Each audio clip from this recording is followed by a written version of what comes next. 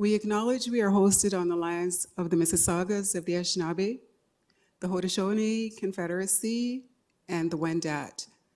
We also recognize the enduring presence of all First Nations, Métis, and Inuit peoples. Please be seated. So welcome everyone. My name is Deborah Williams. I'm the trustee and chair of this Program and School Services Committee. And we have quorum and have called the meeting to order. Could I have one of the committee members move to approve the agenda? Moved by trustee Dawson, seconded by trustee King. All in favor, show of hands or an aye? Aye. Any opposed? That carries. Are there any declarations of possible conflict of interest? Okay, seeing none, we'll move on. The next item on the agenda are delegations, and we have 3 delegations this evening. The first delegation on the list, John Weatherup, Toronto Education Workers, Local 4400, speaking to the Special Education and Inclusion Staff Report. Mr. Weatherup, are you online? Yes, I'm online. Thank you. Hello? Thank you. So you'll have 5 minutes to present your delegation. Yep. And after the 5 minutes, we'll give trustees an opportunity to ask questions if they have any questions of clarification. Yes. And this is, a reminder to all delegates. I'll say it here, just to be aware of the TDSB Code of Conduct and the expectation for everyone in this space to be respectful in their words and their actions. Thank you, Mr. Weatherup. You can begin your 5-minute delegation. Right now? Yes, please. Hello? Yes, you may Okay, begin. so I'm not on the webcast tonight, or am I missing something? Sorry, Hello? I didn't hear your question. Okay. Yeah, just my phone's ringing. Hold on. Am I starting now? So I'm in front of the trustees now? Yes. So if we can start his 5 minutes now. Your 5 minutes have begun. Okay. Yeah, I'm John Weatherup. I'm the president of 4400 Toronto Education Workers, representing 2,000 to 3,000 employees, approximately, that work in spec ed and early childhood education DECEs. As I review this special education report, I have some concerns that I'd like to raise in the report. Well, a lot of the work in here has provided some of the good work that's being done, and specifically, I'll start with inclusion and Ontario Regulation 18196 about the school boards required to consider placing students' exceptionalities in regular classes. We are fully supportive of that, but what's missing is the actual resources for those children to succeed inside those schools. The board has been underfunded for special education for a number of years.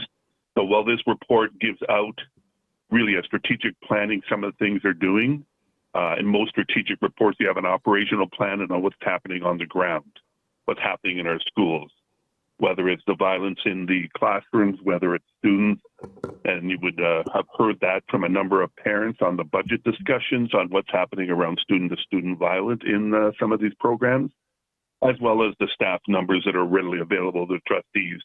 We're into 500 to 600 a month of violent incidents in special education. You can't abandon children in our schools and regular programs without the resources. And this is not an attendance issue, this is a staffing issue. The school board has been understaffed in this area for a number of years. The board reports under the budget process and how they're underfunded tens of millions of dollars for special education. And we can't keep this facade up. Last night I met with about 100 EAs from across the province. Everybody's saying the same program. It's unfair to put children with exceptionalities in the schools, not because they shouldn't be in the schools, because they should be in the schools, but they need proper resources and it's not being provided. So I think these reports should have what are the costs, what's happening in our schools, what's happening with the students in our school, what's happening around professional development or lack of the professional development. That I think these reports should be reflective. Most reports, and I sit on a number of boards, OMERS boards that manages $140 billion in hundreds of companies. When you do a spec ed plan, it also comes with an operating budget that tells you what's happening on the ground. This lacks the operating side of it, and it gives a good or almost glowing report. I can tell you, having met with the principals associations, with the teachers, OSSTF and ETT, the psychologists and psychiatrists, it is not what's happening on the ground in our schools. This report completely lacks dealing with special ed assistance, dealing with early childhood education. I think we're behind in the issues around neurodiversity and how the brain works and how children learn, particularly in special education, that we need to upgrade our skills. We have in the city of Toronto, such as the epilepsy lab at the kids, the autism programming at Blue Review. We have a very difficult time integrating the most modern science into our schools to best have special education and students and with exceptionalities in our schools. And inclusion is a myth if you do not provide the resources for those students. And I think in the future, these reports should include what's really happening in the classroom, what's happening with our teachers, what's happening with our EAs, DECEs, lunchroom supervisors, and to a true reflection. It's hard to do that because it's a public education system, and this is not meant to be the criticism of it. We stand with the TDSB that their budget shortfalls are causing the problems that we face in this school. So I think we want to work together with the boards. I think it's this reported light on what special ed EAs, SNAs, CECs, and for the budget is now, just learned yesterday that we have 4 people who work on the autism team who's now being cut down to 2. There's all kinds of issues around psychologists, psychiatrists. I think this report should be reflective. We read it in the newspaper. We hear about it at the budget meetings, but this report is not giving the true view of what's happening. So if you want to have special education and inclusion, it must include the resources, support both staff and the best knowledge that we have on dealing with special ed students, because our system is starting to collapse under its own weight. And as we work together with the board on getting that funding from special education and having those budgets increased, we can't mask it. Those children are being left at risk, and we cannot let that go on any further. Thank you very much, and have a great evening. Thank you so much, Mr. Witherup. If you'll hold on, just so we can see if any trustees in the room have any questions. And before I go to questions, could the trustees online who have joined us, nobody has joined? Okay. I see Trustee Dawson has a question. Excuse me. Thank you through the chair. Thank you, Mr. Weatherup, for your delegation. I just wanted to ask a clarifying question. You mentioned that a couple of SNAs that lost their jobs or their jobs were cut. Can you provide some more detail on that? And if you are aware of any other staff cuts to special education? Yes, I could send you a list. The one that I just learned of is we have what they call an autism team. There's 4 of them that go around and help on the ground with autism in the classrooms. And I just saw a report yesterday, they're cutting it from 4 to 2. They had previously worked at SNAs, but now they were working as the autism team. And as we know, there's the special ed budget cuts that are under the report that came to board as recommended cuts. It was included in that budget where they included the vice principals. But I want to be very clear. We're looking going forward on what the budget cuts are going to do going forward. I can tell you right now from every organization in the school board, we don't have enough staff right now. We don't have the resources right now.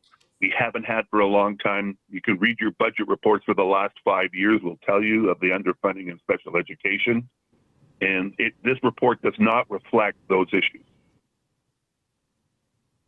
Thank you.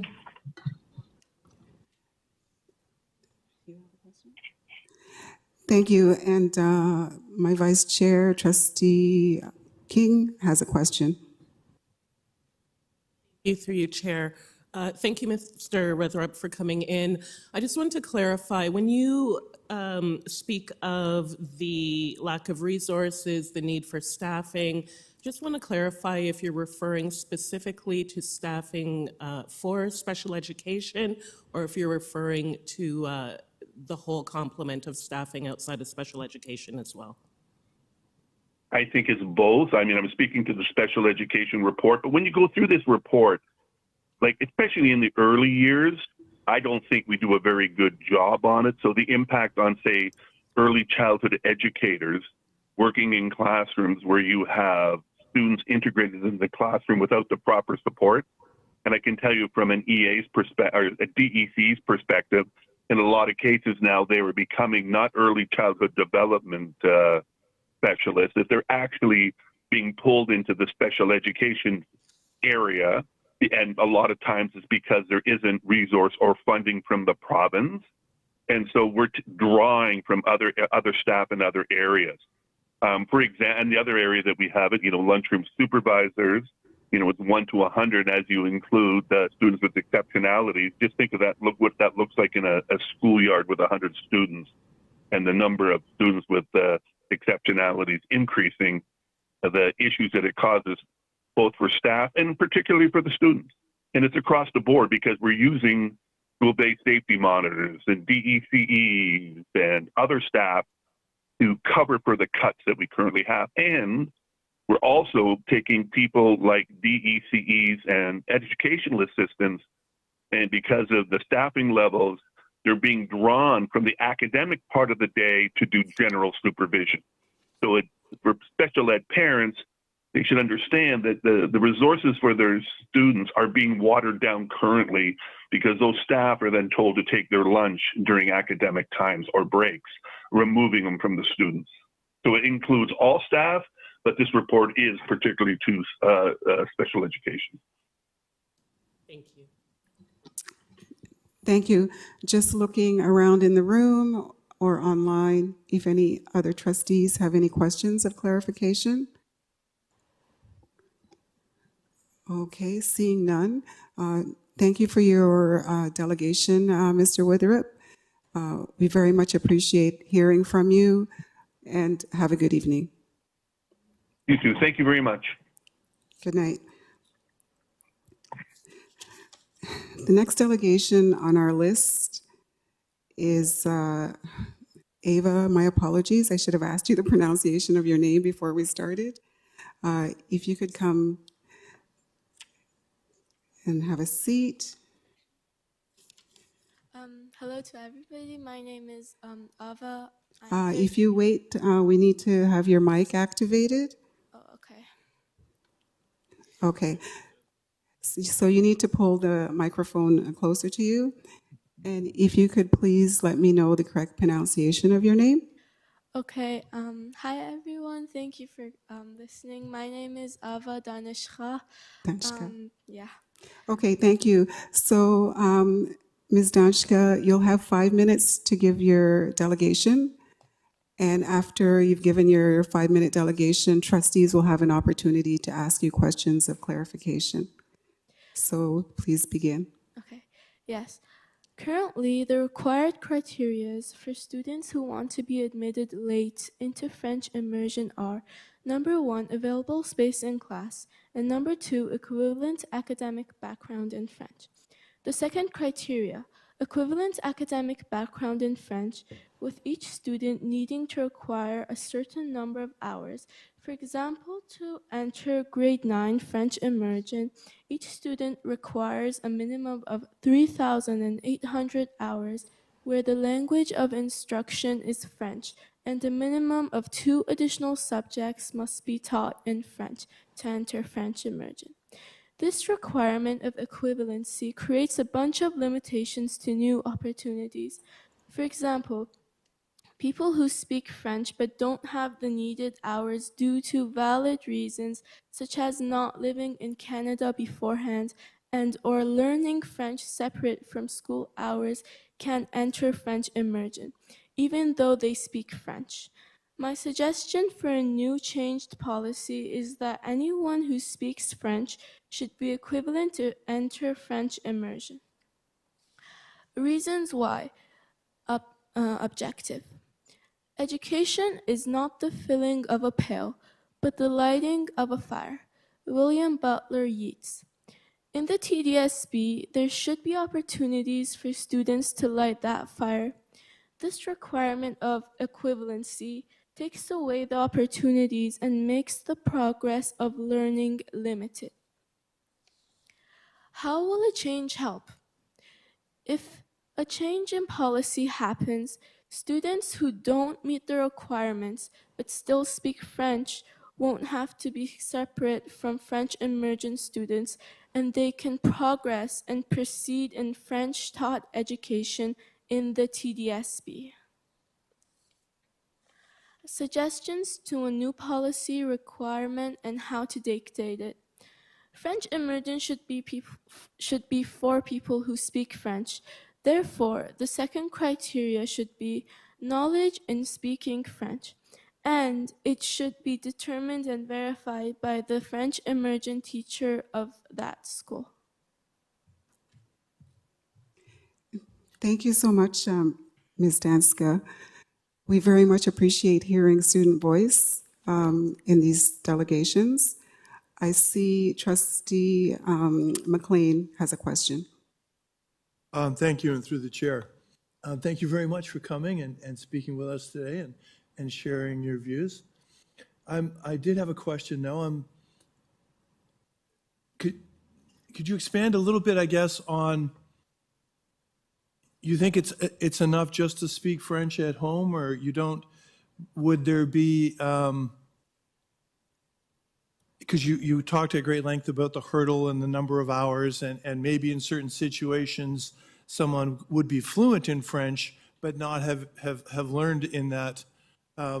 So do you think it would be fair to ask students to demonstrate that proficiency in potentially an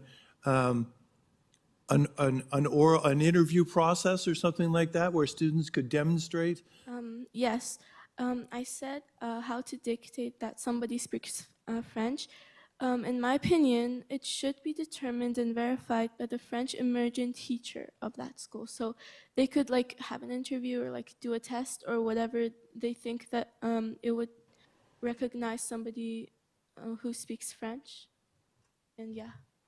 So your suggestion then is, it goes beyond a little bit, that just the student would have to be comfortable with speaking French, that your suggestion would, if I'm understanding correctly, would be that like a neutral third party, the teacher in that particular program would sit down with the student and assess the student's capabilities or skills at that time and the ability to enter the program and be in a position to succeed. So that person would then be making a subjective determination based on how that interview went. And that would, you think that would be fair and that would work? Yes, I think that only making the requirements of this policy to be only, if you only have this certain number of hours, we can only take you. But as I mentioned in an example for if somebody who speaks French but doesn't have the needed hours due to valid reasons, such as not living in Canada beforehand to go to school, and are learning French separate from school hours. Yeah. Okay, thank you. Thanks for coming to see us today, and thanks for clarifying for me. Okay, thank you. Just looking to see if any other trustees have a question. Trustee King. Thank you, through you, Chair. Thank you for coming in and sharing your ideas with us. I really enjoyed hearing from you, and I liked some of the phrasing that you used about firing students up. I just wanted to ask what brought this up for you? Are you a current student who's maybe seen some peers that haven't been able to access French immersion? What made you think of this and bring this to us? Oh, well, it wasn't other students, it was actually me. Me and my family moved here like 7 to 8 months ago, and I learned French in my country, Iran. And I couldn't go to a French immersion class, even though I spoke French. And my principal kept saying that you need a certain number of hours, you need a certain number of hours. And that was really unfair to me, that only a number of hours of education can dictate if I spoke French. Yeah. Thank you. I understand now that this is a part of your personal experience. And I hope that you continue to use your language inside school, outside of school, wherever you have the opportunity. Thank you. Thank you. Just looking around the room and online, are there any other trustees who have a question?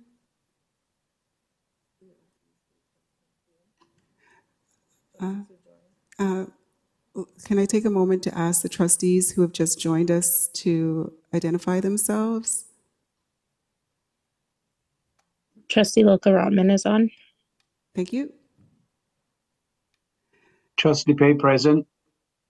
Thank you. So thank you again, Ms. Danska, for coming and delegating. It's always important for us to hear student voice, and I'm appreciative that you brought this to us based on your personal experience and your hope of us improving our processes. Okay, I actually had a question. Like, what happens after this? Like, do you guys raise hands for all who are for or all who are against or something? Well, at this point, it's a delegation. So you've shared your experience, you've shared your suggestions with us, and the trustees on this committee have heard that. And the next steps, I guess, for trustees to consider what you've suggested. We're not going to be voting on your suggestions at this meeting, but we've heard you, and I'm sure all of the trustees who've heard will consider what will hear very clearly what you've said. Okay, what happens after you guys heard it? Like, what action? Does, anything happen? Those are amazing questions, and those are exactly the questions that should be asked. I have Associate Director Louise Driscoll. Thank you, and through you, Chair. What I may suggest is that we support Ava in learning about the concern protocol. So we'll follow you as you exit, Ava, just to talk about some next steps to continue the conversation. Okay. Thank you. Thank you. Oh, I think I have one more question, Ava. Trustee Dawson. Ava, through the chair, thank you so much for your delegation. I wondered if it seems like you have it written out. Would you be able to email it to the delegate's email address? Yes, of course. Perfect. Thank you. Thank you again, Ms. Danska. Have a great evening. So our next delegation, Kensington Community School, staffing allocation and three-grade combined class. Rebecca Asolin, and if I have mispronounced your name, please correct me. Kensington Community School Parent Council. Welcome. That's just my style. Okay. Hello. Hi, yeah, Rebecca Osolin, and I'm here with other parents. Okay, so the community of Kensington Community School is strongly opposed to the TDSB's decision to combine grades 4, 5, and 6 in a single class with only one full-time teacher for the 2024-25 academic year. We reject the loss of 2.5 teaching positions and advocate for the reinstatement of at least one full-time teacher so that we can maintain 2 split classes, one grade 4-5 class and one 5-6 class. thus ensuring that our children and all children have equal access to high-quality education. A 3-grade split is not good for students, for our school, nor the state of public education. A 3-grade split will negatively affect learning outcomes. Students in grades 4, 5, and 6 have different stages of development. With this extremely wide range of student abilities, it will be a struggle for them to provide comprehensive instruction across all subjects. Younger students may feel intimidated, overshadowed, and outpaced by older peers. Older students may feel burdened by expectations to fill teaching gaps for younger classmates. Reduced individual attention will affect student confidence and engagement. Kensington CS is home to an autism intensive support program, which offers up to full-day integration for students as appropriate. The TDSB has stated the goal of integrating ISP students into regular classrooms. Combining grades 4, 5, and 6 under one teacher puts the integration of ISP students at risk. This negatively affects the whole school community. A hotline or a handout is not enough. We need at least one more teacher. The TDSB has told us that we are a small school. In fact, enrollment at our school is entirely due to the TDSB's delineation of catchment areas. This is surprising to us because the KCS building is in excellent condition. It has a swimming pool, a recently revitalized playground, and the nonprofit daycare in the building is a source of new students. Kensington community is a welcoming place for new students. The TDSB has told us that a 3-grade split is not unusual, but we have reached out to the planning department, trustees, and superintendents, and no one has told us just how common 3-grade splits are at the TDSB. We oppose school staff allocations that push teachers and students to the extreme with 3 grades taught by one teacher. The TDSB has told us that students will do just as well academically. However, the research shared with us by the TDSB is almost 20 years old and showcases classrooms with 2 grades, not 3 grades. A 2019 refereed review of the scholarly literature finds that experts disagree about learning outcomes in combined grade classrooms. Little is known about learning outcomes in classrooms that combine 3 grades and integrate students both with and without diagnosed special needs, and who have diverse ethnicities, socioeconomic, and cultural backgrounds, as is the case at Kensington Community School. Triple split classes leave students behind and undermine their right to an equitable education. Since our community was informed of the TDSB decision on April 17th, we have mobilized.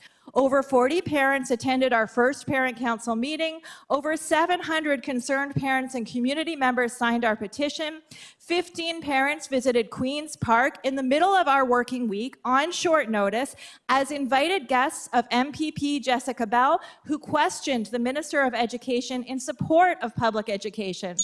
Media coverage includes the Toronto Star, 680 News, City TV News, on the radio, in print, and TV. We sent a letter directly to the Minister of Education calling for funding for public education. 10 parents spoke directly with trustees at the TDSB Budget Town Hall. Parents have reached out, scheduled meetings, and written emails to Superintendent Chan, Trustee Williams, and other board officials. This morning, parents, students, and community members attended a rally outside of KCS. We understand that the TDSB is facing a budget deficit. We have been advocating for public education. You say that you see us. We ask that you take action now. Reinstate at least one full-time teacher at Kensington Community School.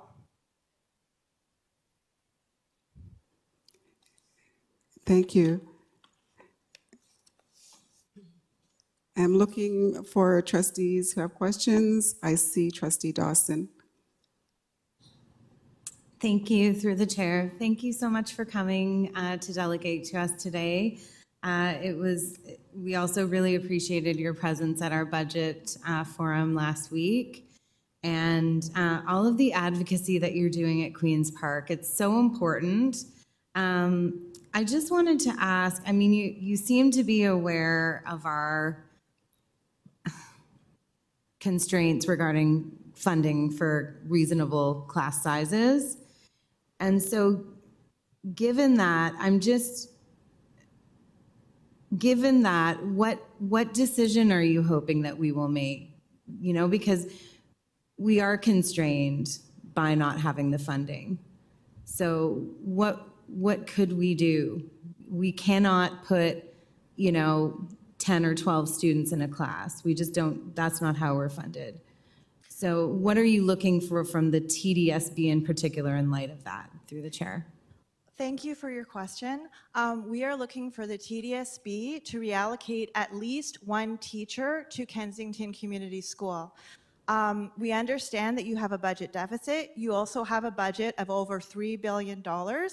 And we're not the experts. We're just concerned parents. We're going to leave it up to you to figure out how to make the right decision here.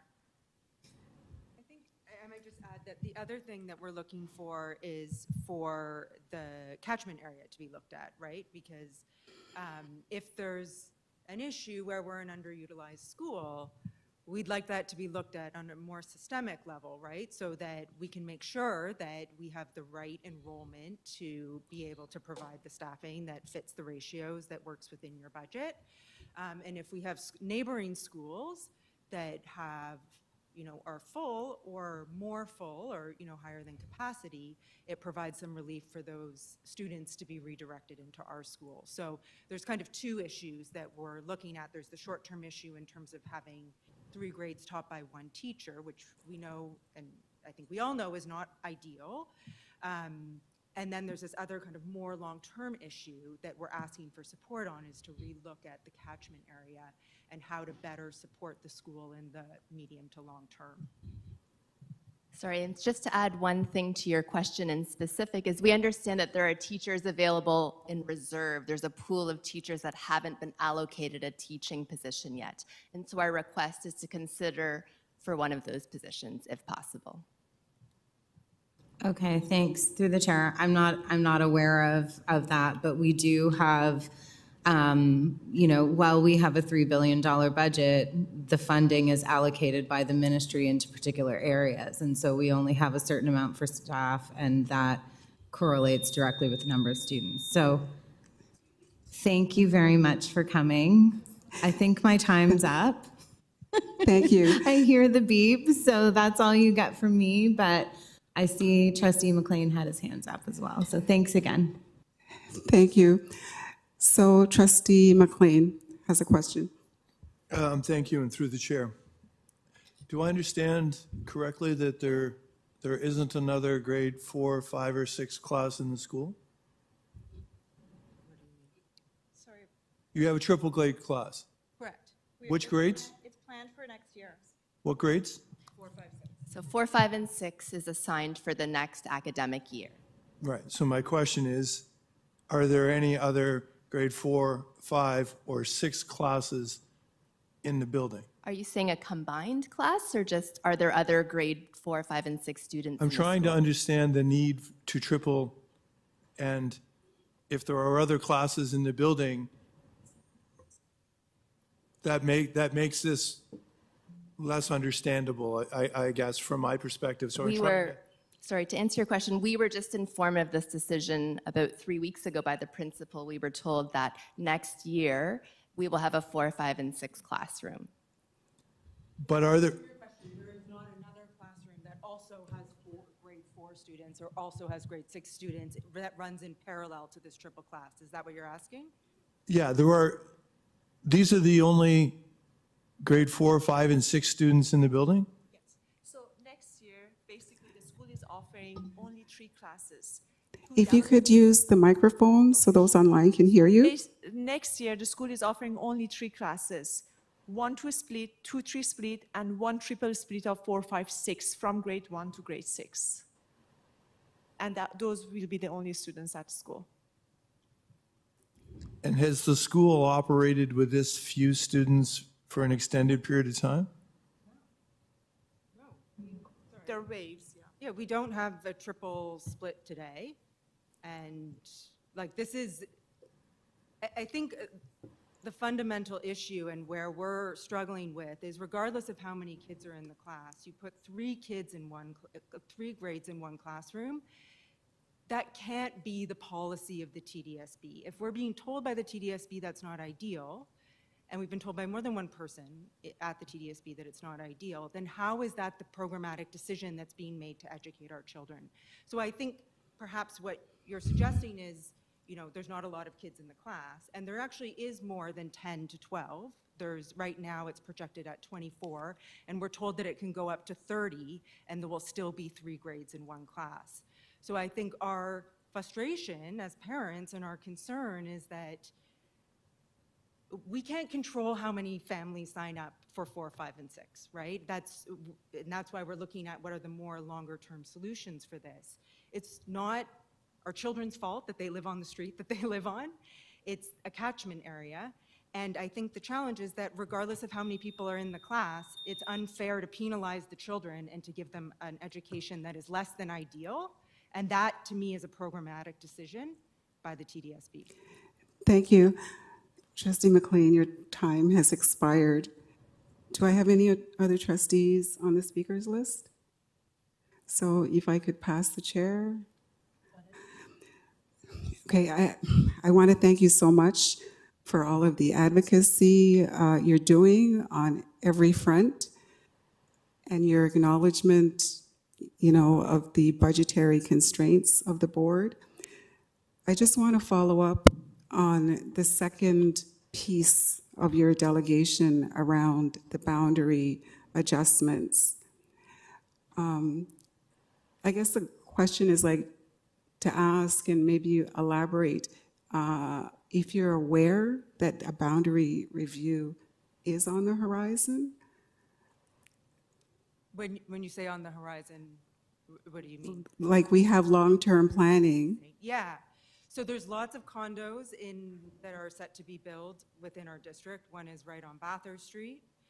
So that will fund, that will be within our district.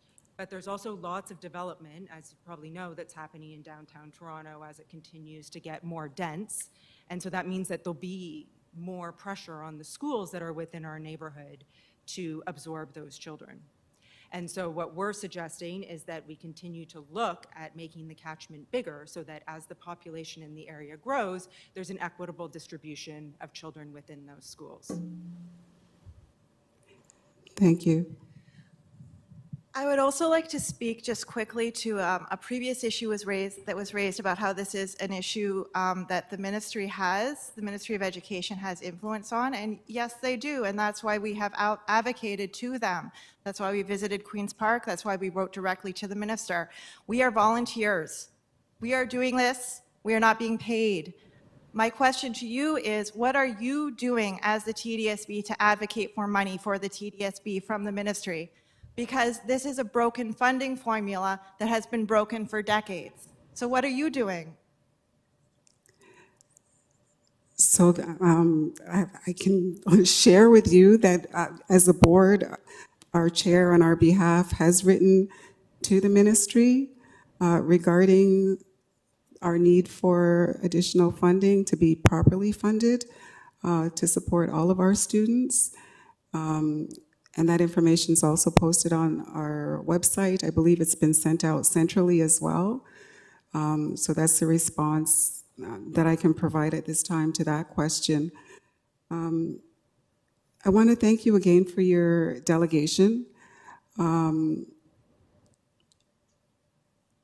Yeah, and as the trustee of this school, you know that I will follow up, and I'm sure that you're aware that in September of every school year, there is a reorganization depending on enrollment. So please keep that in mind as well. It's no guarantee of what will happen, but the reorganization happens like every fall based on enrollment. And I'll take back the chair. Okay.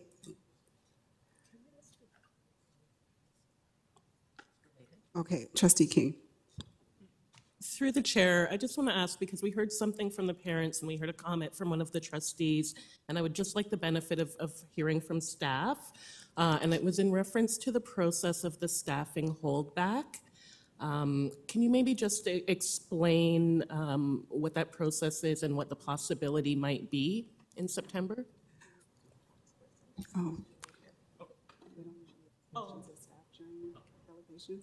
Yeah, I'm sorry. Process-wise, the delegation, and then we hear questions from trustees. We don't question staff during this process. Sorry, so just to follow up on then, how are we able to determine what the staffing process is? So what I would suggest is that that's a conversation that you can have with your superintendent, with your trustee, with the people that represent the school, just to get more understanding of what might happen and what might be possible, or not. Thank you, we have been, but thank you. Thank you. Thank you again for your delegation. Thank you. Okay. So we're moving on in the agenda. The next item is the Community Advisory Committee reports. Special Education Advisory Committee report dated April 8th, 2024, regarding committee membership. Do we have anyone from SEAC presenting? Thank you. The report presents new membership for SEAC for approval by the board. Thank you. Okay, so we need a mover and a seconder for the recommendation. Moved by Trustee Dawson, seconded by Trustee King. All in favor? Aye. Aye. Any opposed? That carries. We'll move to the next item on the agenda, staff reports. Student Transportation Annual Report on Safety in School Zones. Thank you, through you, Madam Chair. This is our annual report on the school safety. And with me tonight is Kevin Hodgkins, the General Manager of the Toronto Transportation Group, who will take you through this report. Good evening, everyone. Thank you for the time to present the report tonight. I do see Mr. Perry is online as well, so if I have any missing data, he will be able to jump in there. In terms of the report, road safety and school safety is a responsibility for the report. Multiple partners, obviously. We deal with the municipalities. Once you step off school property, it's the municipality that looks after all those traffic calming measures, speed zones, speed enforcement items like that. Also enforcement. So we deal with police services in terms of making sure that they're enforcing those issues around the school, speeding, parking, what have you like that. And the third partner with the school boards is obviously the school community, dealing with the parents and the students. Johnny needs to know he can't jaywalk across the road, or parents need to know how the student's getting to and from school. So all those partners are part and parcel of looking at the data for school safety. One of the major endeavors to road safety is our school travel plans. We have hired a transportation active transportation supervisor who is now looking after a group of facilitators to go out to several more schools now in conjunction with the Catholic School Board and the City of Toronto. We have some new funding for over 3 years now to expand that school travel planning process. That helps them go into schools, helps those schools develop plans to identify what are some of those issues at those schools for road safety and student safety, and to basically come up with a plan to address those. I always like to say there's one example in terms of when you're engaging the community and engaging all your partners. We also have to engage the students. And I know one case, we had a case where a student said they were scared walking to school because there was a big angry dog there. So, how do we respond to that, and how did that? So I always found it interesting that this group it does a significant amount of investigation and working with not only our school partners and school communities, but with our students as well in terms of developing these school travel plans. One of the other components with the school travel planning in this committee or this group is that they're able to engage with those partners. Our schools, principals, our school staff may not have the time or resources to be able to obviously reach out to enforcement or to Vision Zero City or whoever else they're in to do. So this group actually has very significant specific contacts at the city, at the police services, in terms of being able to address some of those issues that come up as part of these items that come out of the school travel plans. So that's one part and parcel of how they work to try to improve school travel and school road safety through the school. One of the items we're actually look at is actually the data that will help support in terms of what's actually happening on the road. One of the things obviously we found out when we started this process was really is a lack of data to identify what is happening out there. We have two data sources that we relied on. One was the police services and the killed, seriously injured data set. The second was from the hospital input data in terms of injuries coming into their emergency rooms.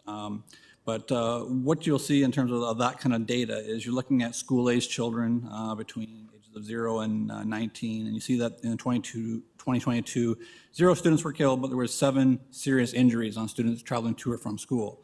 You have to note, though, we don't know if those are public board students, Catholic, French board, whoever they are, but that's a composite of basically road safety because we're all students using those services as well. But those are the serious injuries. Again, we don't know the minor injuries. You know, did Johnny trip and skin his knee because he wasn't paying attention, or there's sidewalk issues that need to be addressed in order to do that. So we have some work to do in terms of trying to address and trying to find out some of that data that will help us support what we want to move forward with. One of the encouraging notes here is that in 2013 to 2022, the data shows that there was 9.1% fewer KSI collisions, resulting in 16.5% fewer deaths and 21.2% fewer serious injuries. So at least in that regard, the data is pointing in the right direction.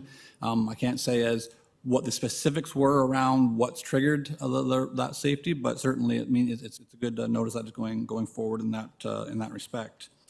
And just to sum up in terms of the recommendation coming forward, really it's about continuing to work with our partners in the school community. And one thing we want to work on too, as well as our city partners, working with our own facility staff, obviously working with them to consider what do we need to do for our facilities to make sure that, again, once you step on school property, making sure they get into the door, make sure that portion of their trip is safe as well. So we're looking at trying to encompass a wide variety of partners to ensure that we're making good use of the resources to get students to and from school safely. Thank you. Thank you. I have Trustee Dawson has a question. Thank you through the chair. Thank you for this report. I actually had the privilege of joining the Perth Avenue School bike bus to Winona last month. And I'm very curious about the active travel supervisor who oversees 3 facilitators. So how does that work? Is that a City of Toronto resource? And how do they engage parents? So that's actually Mr. Perry, who's online. He's actually a member of my team at the consortium, but he is funded. The city and the Catholic Board provide the funds to the public board, so this is a public board position that Sam belongs to in terms of that. So that money comes into the TDSB. We use that money to facilitate Sam and those facilitators throughout the school communities. And sorry, there's a second part to that question. Thank you. He's online. Sorry, through the chair, Madam Chair. Sam, could you take yourself off mute and just give some information around how you do the recruiting for the active transportation, please? Yeah, good evening, everyone.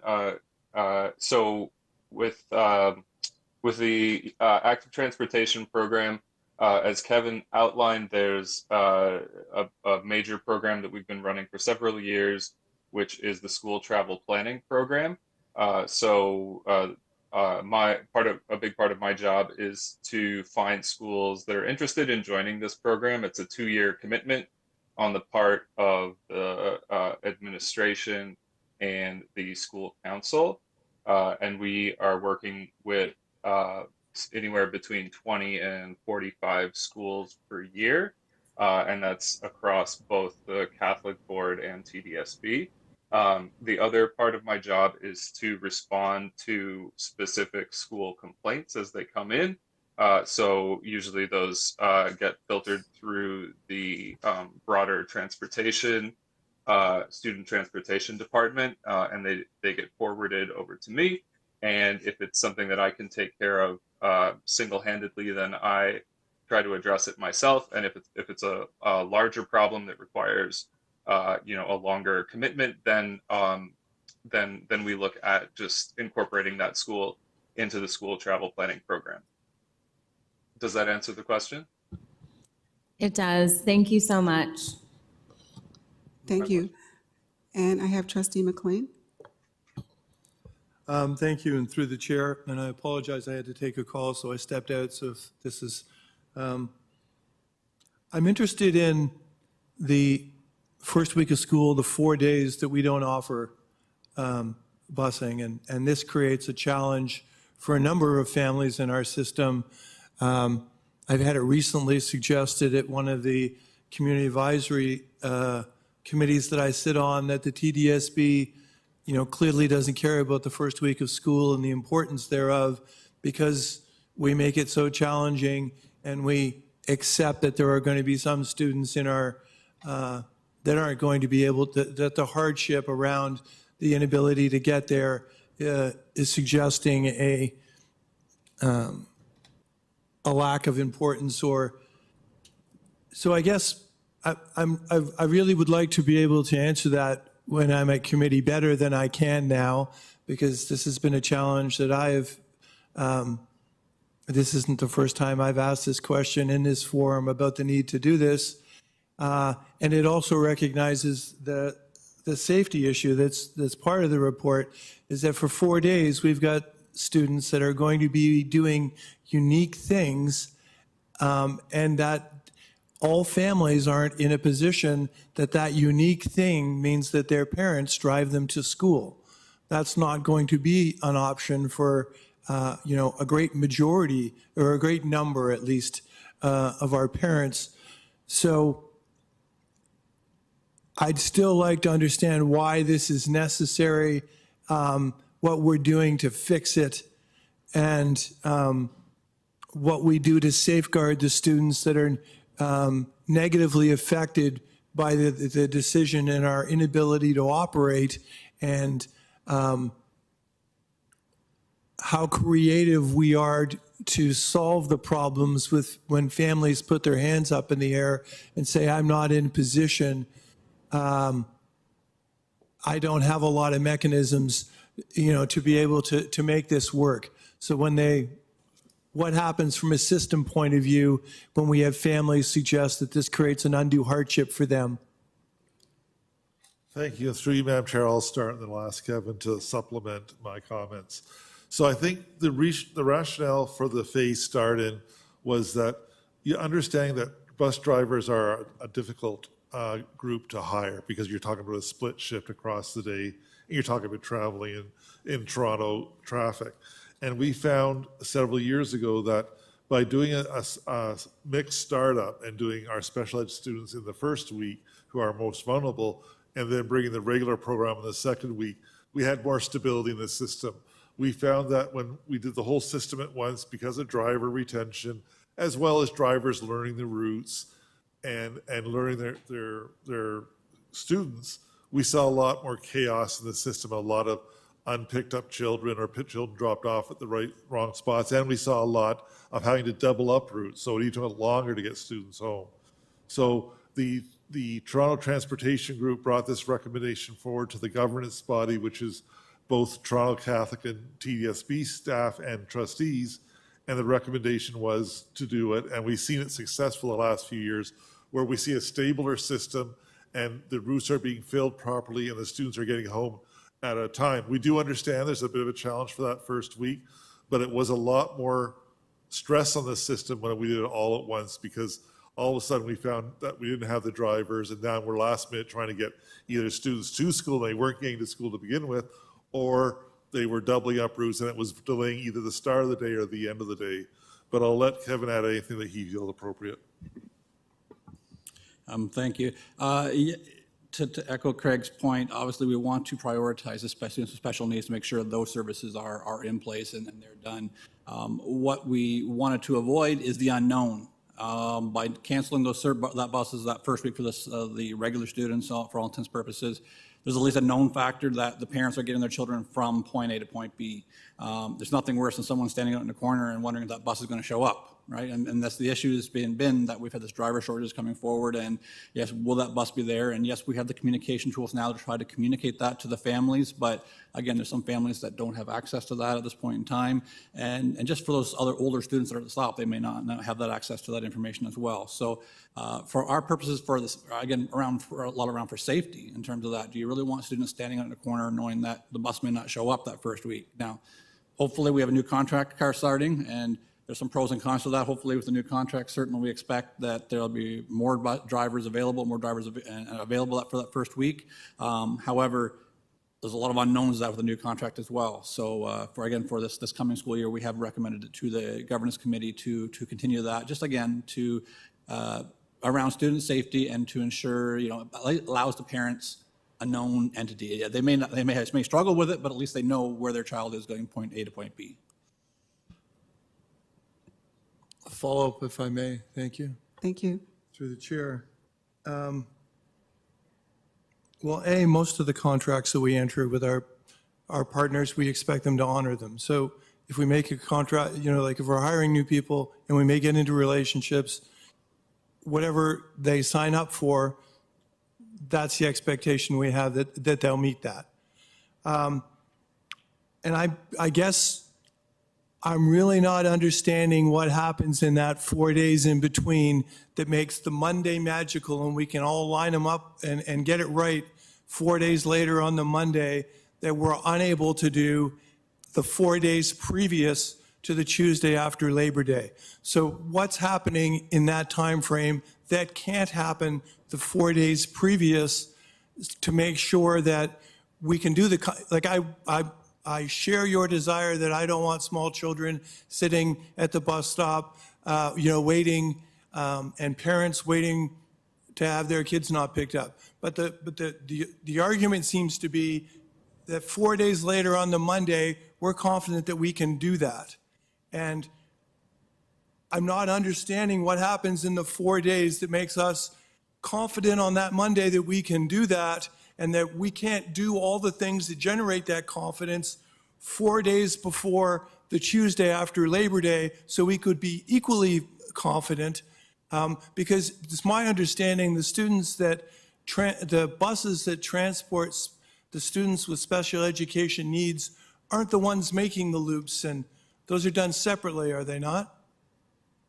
So are the buses that we are running that first week that are taking the students in special education programming to and from school, they're not on double loops, are they? They're not.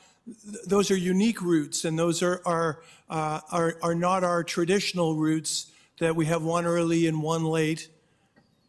So I'm still wondering, what's the difference between the Monday, which we're all excited, we're confident we can do the Monday, that we can't do the 4 days earlier on the Tuesday after Labor Day?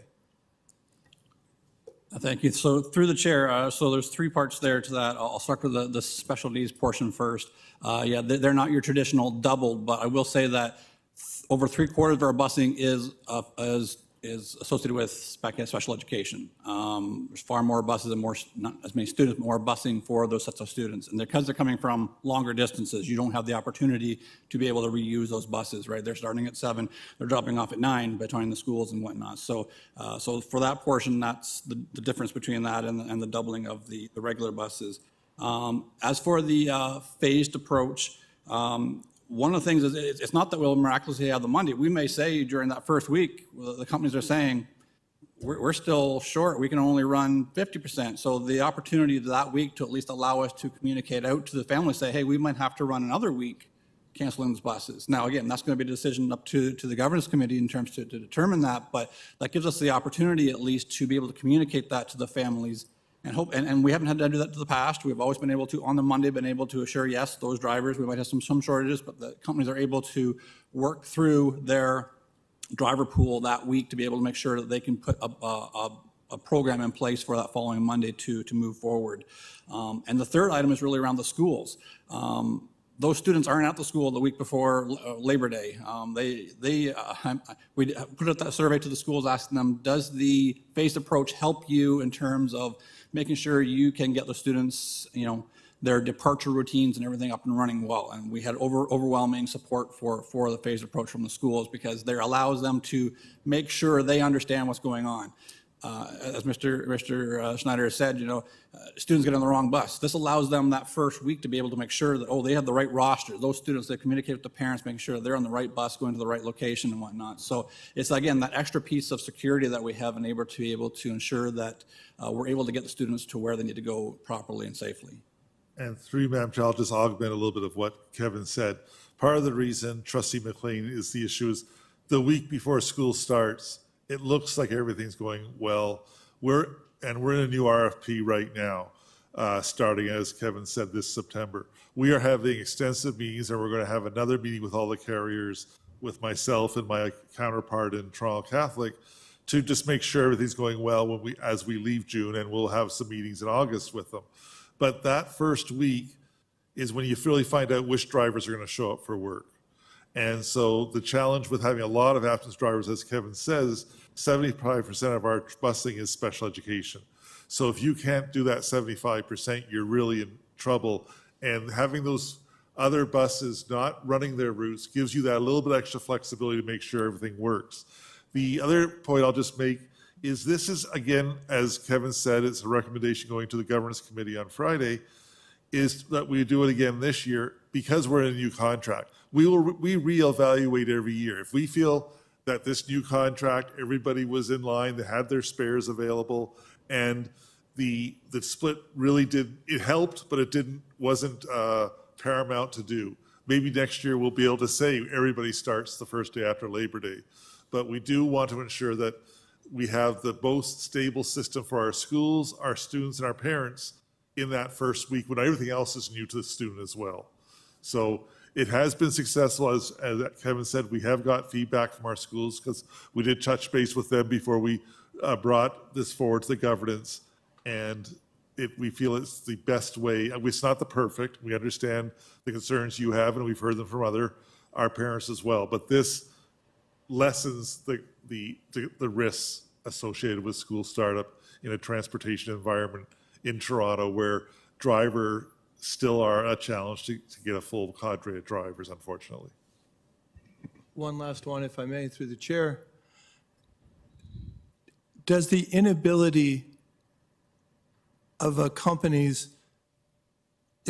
is regularly unable to meet its commitment early on, is this part of the evaluating system that we go through when their contracts are up and we are trying to determine who should have our contracts and who's reliable, who when they tell us the week before school that they're in a position to execute on the arrangement that we have with them, that they can actually do that and identify those who routinely tell us one thing, and then 4 days later we find ourselves in a different position. So So I guess I'm asking: does the inability to be a reliable partner of ours have detrimental effects to the ongoing relationship between those companies and the TDSB? And through Thank you. Chair, So just, your time is up, Trustee McLean. We'll hear the response. Did you want to go back on the list, or were those all of your questions? I'm good. Okay, thank you. Thank you. Through you, Madam Chair, I'll respond in a couple of ways. Yes, we do monitor, and Kevin and his team, there are several different things we do. We have options in this contract for penalties. If we see, and we have done this even with our old contracts, if we see X company is not performing on certain routes, we take those routes and give them to another carrier. So those are two things we have available to us within the contract cycles we're in.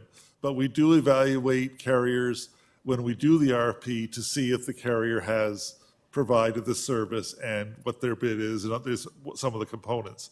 But we do actively, as I said earlier, I plan to be at a meeting with all the carriers before the end of June to talk to them and kind of make sure that everybody's on the same ground level, understanding how important it is for the startup. And again, we have regular meetings with them in the fall as we do school startup to make sure. And then, as I said, Kevin and his team monitor. And if we either have to reduce some of the penalties that are there, or if we end up taking routes away and providing them to another carrier, because the other thing we did this year too is we have another carrier in the wings that's not got regular routes that may get routes if anybody again falls off on their commitments to us. So we do actively monitor. It is a tough market, but we do actively monitor and do penalties and or move routes around if we don't see the service levels we expect on certain routes or certain parts of the city. Kevin, if there's anything I missed? No, that pretty much covered it. I said in terms of evaluation, certainly we not only survey other school boards, other districts in terms of that company's ability to deliver services. So it's one piece of the whole pie in terms of those delivery services, but it certainly is part and parcel of that to evaluate their ability to deliver services. Thank you. The last trustee I have on the speakers list is Trustee Hastings. Was your hand up for this portion of the agenda?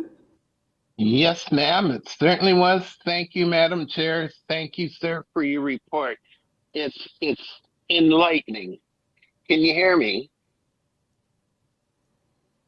But in any case, I have in a number of homes where buses and schools subtend each other, the buses block the driveway, both the school and the home. Is there anything that we can do with that, for that, about that? To you, Madam Chair. Thank you. Through the chair, all schools should have a designated school bus loading zone, which is dedicated for school buses. It's either on property or on the road, in which case those school bus loading zones are designated for those vehicles. No buses should be blocking any driveways for any private properties at all. Certainly in the process of doing stops and pickups, they may be blocking those access points, but that's for the safety of the students to be able to get on and off the bus. But any other time, there should be no parking or anything like that. That should restrict those vehicles in that regard. Thank you. To you, Madam Chair. What I mentioned is not a short-term problem. This is a problem I've been noticing for and looking at and trying to remedy this for years. The buses stop both in the driveway and before the driveway, and there's something that they're running for 3 to 5 minutes. Is there anything we can do with that? To you, Madam Chair. Through the chair, the best bet is to contact our office. Certainly that's something that Sam does on a regular basis, goes out to evaluate issues of safety around the schools and whatnot. And we also have our other safety officer if it's an issue around that. I heard you mention about idling. That's another issue in our contract that should be minimizing idling in terms of that. So I would suggest if there's any specifics, let our office know, let myself know, and we'll certainly have staff out to investigate and correct. Thank you. To you, Madam Chair, I'd like to thank the speaker for delivering the report. Thank you. Thank you. I see no one else on the speakers list, so I would just like to thank the presenters of the report.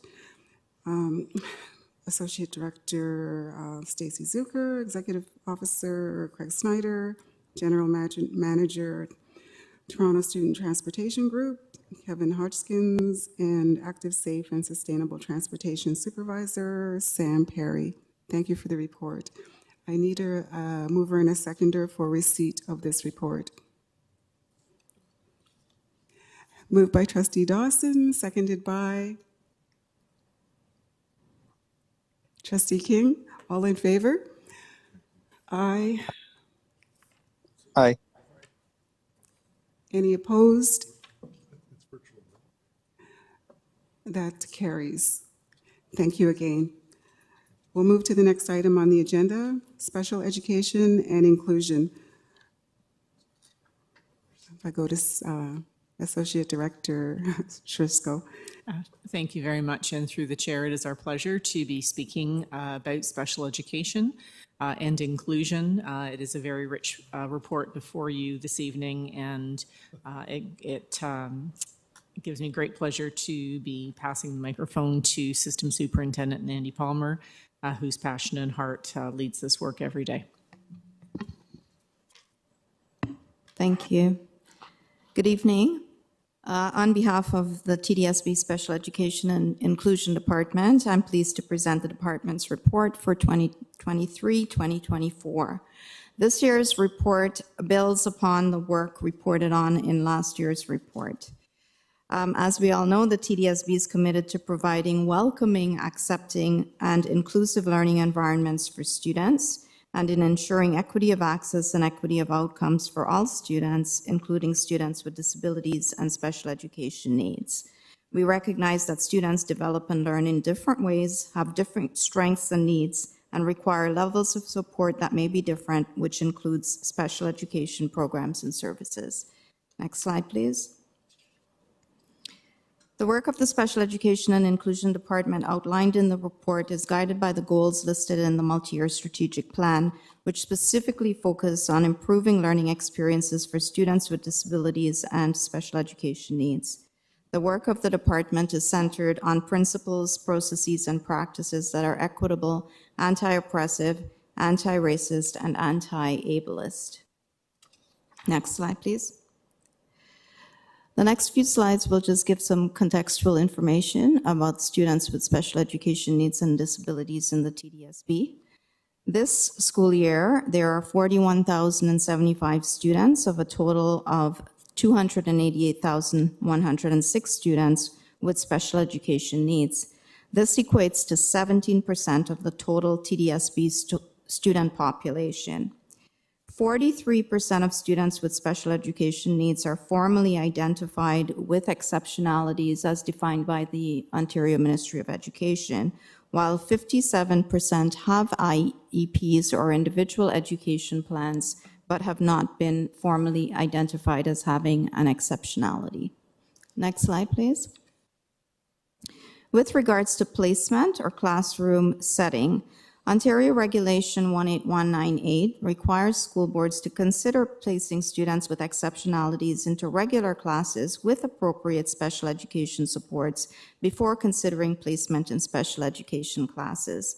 In the TDSB, while we always look to placing students with disabilities and special education needs in the regular class, we continue to be responsive to the understanding that some students may require more specialized or intensive supports and programs.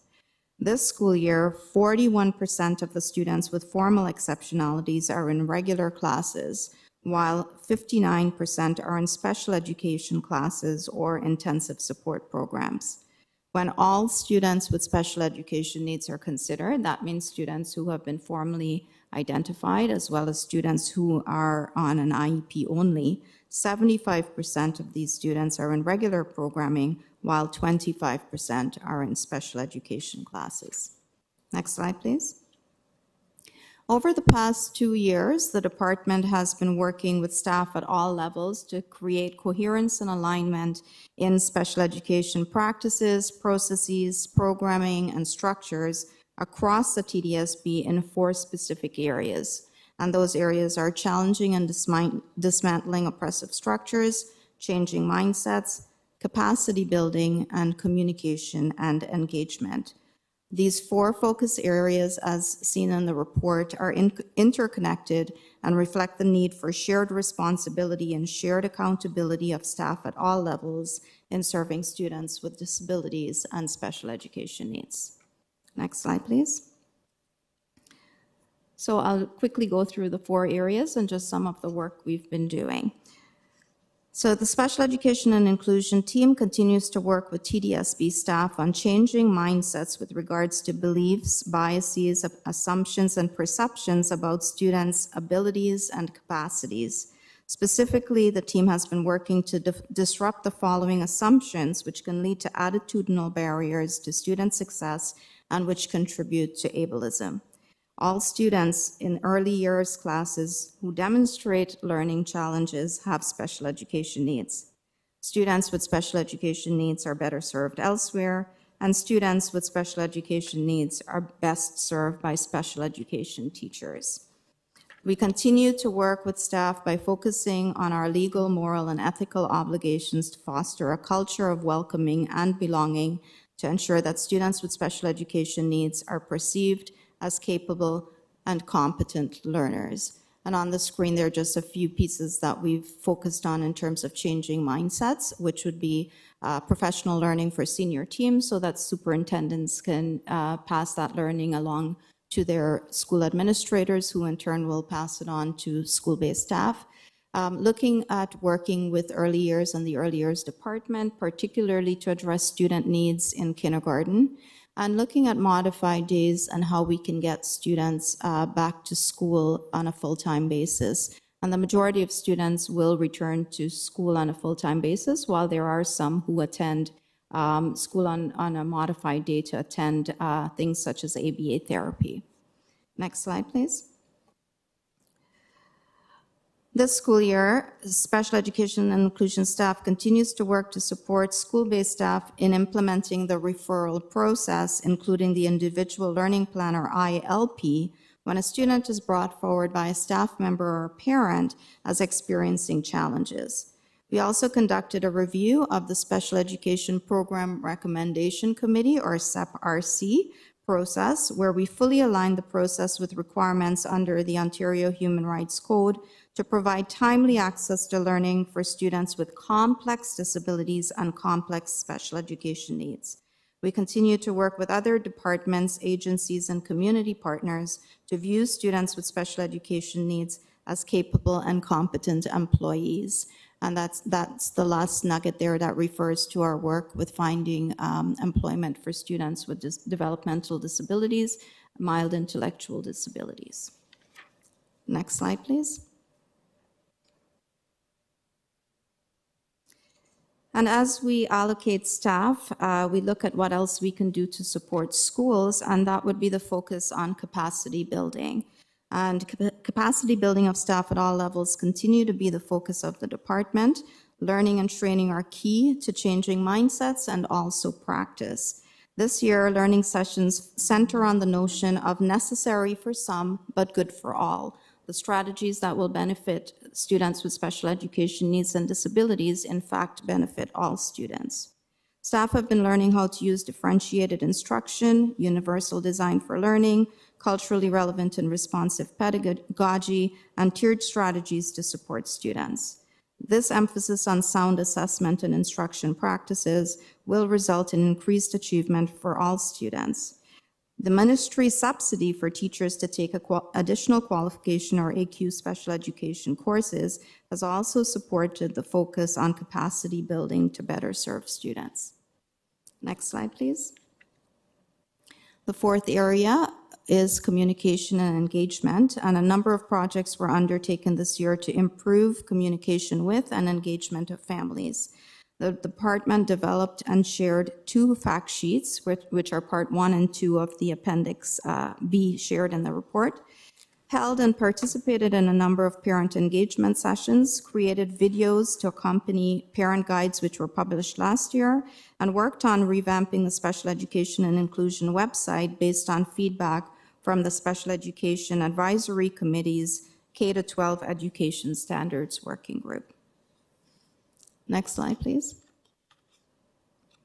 As we look forward to the new school year, we know that school districts across the province continue to see requests for additional support for students and also for capacity building through professional learning to better serve students with disabilities and special education needs.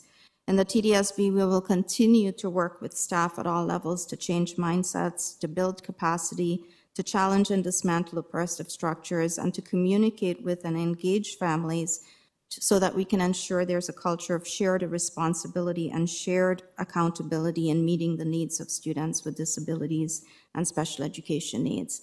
We will also be engaging in a review of TDSB's special education model to determine how we may better serve students with disabilities and special education needs. That concludes the reporting, and we welcome any questions. Thank you. I see. Trustee McLean? Thank you, and through the chair. First, I want to thank staff for the report. It's a very interesting read, and I think I get to go to SEAC on a regular basis, and I've got 2 congregated sites, and I see all the efforts that we're putting into supporting students in our special education programming. They're some of the hard workers, most caring members of our staff, and it's terrific to be able to see firsthand all the effort that goes in to supporting and encouraging the students in their efforts to succeed.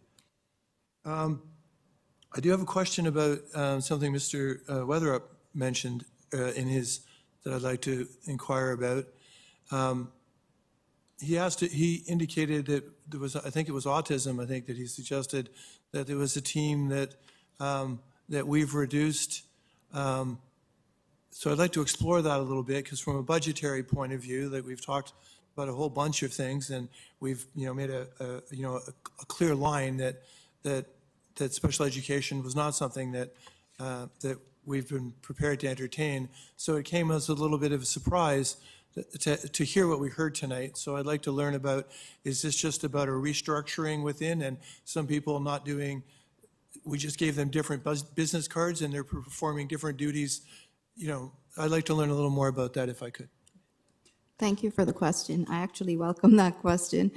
We did not make any reductions to the autism services team. In fact, we have added 4 CYWs to the autism team because we recognized that there was a need for expertise in supporting students with autism. What in fact happened is that we moved or reallocated 2 ABA trainers back to schools because we noticed that there wasn't a need for those particular positions, because those positions also are limited in terms of scope of their work. So we were able to shift those 2 positions, but in fact we added to the team 4 CYWs for next year. Okay, thank you. Thank you very much for that. I have a question about the whole inclusion model, and need your help here. And it really comes about how we prepare staff. So when aspiring teachers go to Teachers College, assuming you know, but how much of their training goes into learning about how to deliver special education programming effectively, and how to prepare to work in classroom environments in which the inclusion model is a big part, as was demonstrated on the graphs today. So how much are they taught? How much are their practice sessions, the practice teachings they do before they're certified? How much of that is done in relationship with special education programming? Thank you for that important question through the chair. If we could get back to you, Trustee McLean, for a more fulsome answer and outreach to our teachers' colleges, because I'm very certain there is a number of hours, as well as units of study that we'd be able to share with you, and would be our pleasure to put that in Trustee Weekly for a very detailed response. I can share globally information, and then how we as an employer make sure that we are supporting our educators. We know that teachers' colleges have moved to a 2-year accreditation process. There's never really enough time, I would say, for our teachers' colleges to teach our brand new educators all that they need to know. And that's where mentorship comes into play, as well as central teams and professional learning options. And more importantly, ongoing accreditation through additional qualifications. each educator spends, I'll say, the predominant amount of their planning, their support in the classroom to be supporting differentiated instruction and providing accommodations and modifications for students within their class.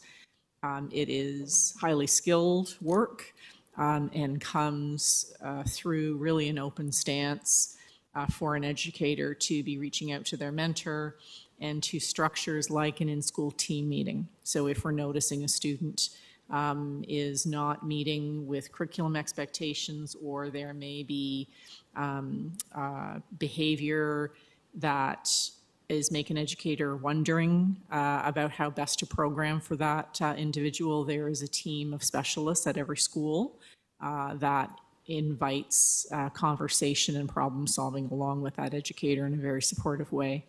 I'm going to invite Nandy to talk a little bit about some specialized means that she has initiated to be supporting the educators in TDSB. Thank you, Nandy. Thank you.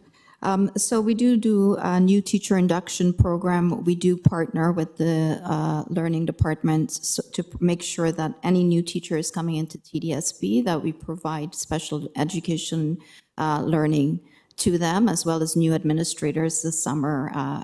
Coincidentally, tomorrow we're meeting to plan that out. In addition, the ministry subsidy really did help, and we see that every year, it's a 3-year subsidy, and every year TDSB teachers, we've been maxing out the subsidy. And additionally, we are in the process of writing special education additional qualification parts 1, 2, and 3 that will not only have the Ontario College of Teachers requirements for a special education AQ, but we're able to gear it to TDSB processes and practices. And we're hoping to launch those next year, and building upon that, kind of a suite of additional qualifications for special education, including an AQ around autism and one to support blind, low vision students. So that's what we're planning in order to support our teachers in addition to what they may receive in Teachers College. Okay, well, thank you for that. I look forward to the data, and I appreciate that. And I've been able to see in my schools the team approach that you've talked to when challenging situations are arising and solutions aren't easily identifiable, and improvement doesn't happen overnight, in some challenging situations. And I was really excited to learn about what you're planning and moving forward, and that's exciting. So again, thank you to the team for all their efforts. I'm good. Thank you. Thank you. I have Trustee Dawson next on the speakers list. Thank you, through the chair. Thank you for this really interesting report. I have a few questions. So the first question is about funding. I'm just trying to understand, so 17% of students have spec ed needs, but 57% of that 17 have IEPs, but with no exceptionality. So how is that 57% of that 17 funded? Thank you. I'll take a stab at it, and then maybe I'll get some help. But so we receive a pot, and that pot we allocate to secondary teachers, elementary teachers, and support staff. TDSB's philosophy is any student that requires special education supports will get special education supports. So if there's a student who has not been formally identified, but is on an IEP, for example, or requires some additional support, that is where the resource teacher allocation, for example, would support the students on IEPs only, as well as exceptional students. We also have our support staff that would be supporting the students. So we don't say, oh, you don't have an exceptionality, you can't receive support. So our funding formula for any of our school-based staff and central team staff, such as our autism services team, blind, low vision team, deaf, hard of hearing team, our BCBAs, they all go in to support students, whether they're formally identified or not, as long as there is a need identified. And then we go through the process, and if they do need to be identified down the road, then they are formally identified. The ministry, I'll just add that I believe in the past, the ministry did fund based on number of students with exceptionalities, but I do believe that that has changed. We don't get funding just strictly based on number of students with exceptionalities. If I could add, and through the chair, I'm going to. Okay. I used to be able to answer this question, Trustee Dawson, like the back of my hand, but we have new funding that we are deeply wanting to learn and looking at technical papers currently. What I can say is there are changes to the special education amount as well as the special incident portion. Fundamentally, and I'd be surprised if this has changed, and we can get back to you, I think probably at an FBEC would be a good place to talk about the changes to the funding model. There isn't a different amount that a student is funded based on whether they are receiving service within a special education classroom or an integrated setting. There are grants for special education based on enrollment is the majority of the funding, and then specialized quantums that really rely on the data of the board that include census information that look at socioeconomic status, whether students are experiencing challenge in their lives based on postal code and so on. For students who demonstrate high level of need, those are those two specialized grants, the special incident portion and the special education amount that would kick in. So that would be the difference in funding for some of the students who have identifications or are in ISPs. Okay, thanks. That's helpful for now, but I'm sure I'll have a ton of questions at FBEC. Okay, my next question is about, oh no, you already answered that in your presentation. Changing mindsets. So it talks about overcoming bias in that section. And I wondered, like, what is the foundation of some of these biases? Is it because of a lack of additional classroom supports to support students in class? Like, what are teachers saying there?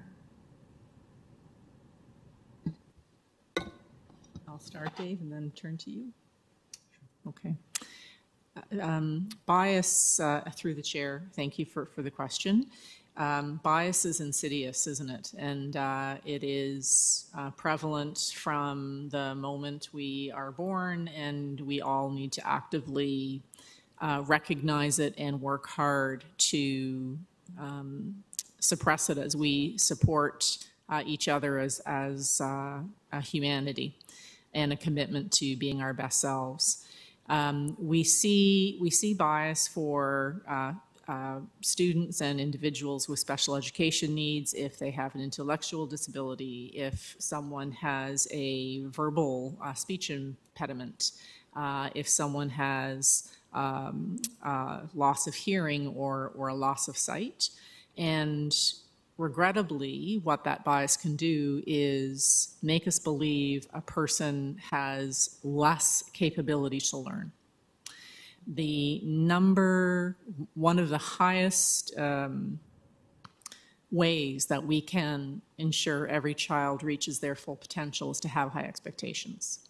So in the connectivity to talking about a student with special education needs as a consideration or as a diagnosis or as an identification is to ensure that we always have high expectations. All children can learn. It may look different, sound different, feel differently, but all students can learn and reach their highest potential with the right amount of supports. But it gets much more complicated about bias, and I'll turn to Dr. Cameron, who knows this data very well.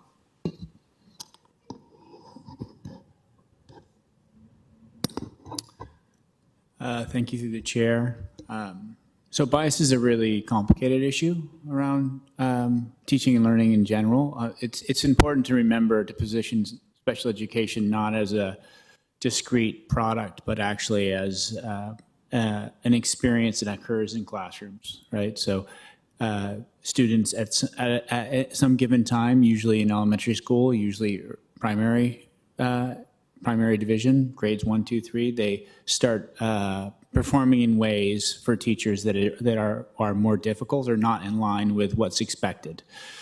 From that experience, they may enter into a special education experience, but that experience can be both promote or progress individual supports, or it can do the opposite and create inhibited experiences for them in terms of labeling and whatnot. So it's a really important concept to when you're thinking about the notion of bias, teaching, learning, pedagogy, to think through, to ground it in a sense of everybody in that particular class and the relationship that teacher has with that particular class. So bias is another way of thinking of subjectivity, and subjectivity is the heart of assessment. Subjective assessment is the most important kind of assessment we have.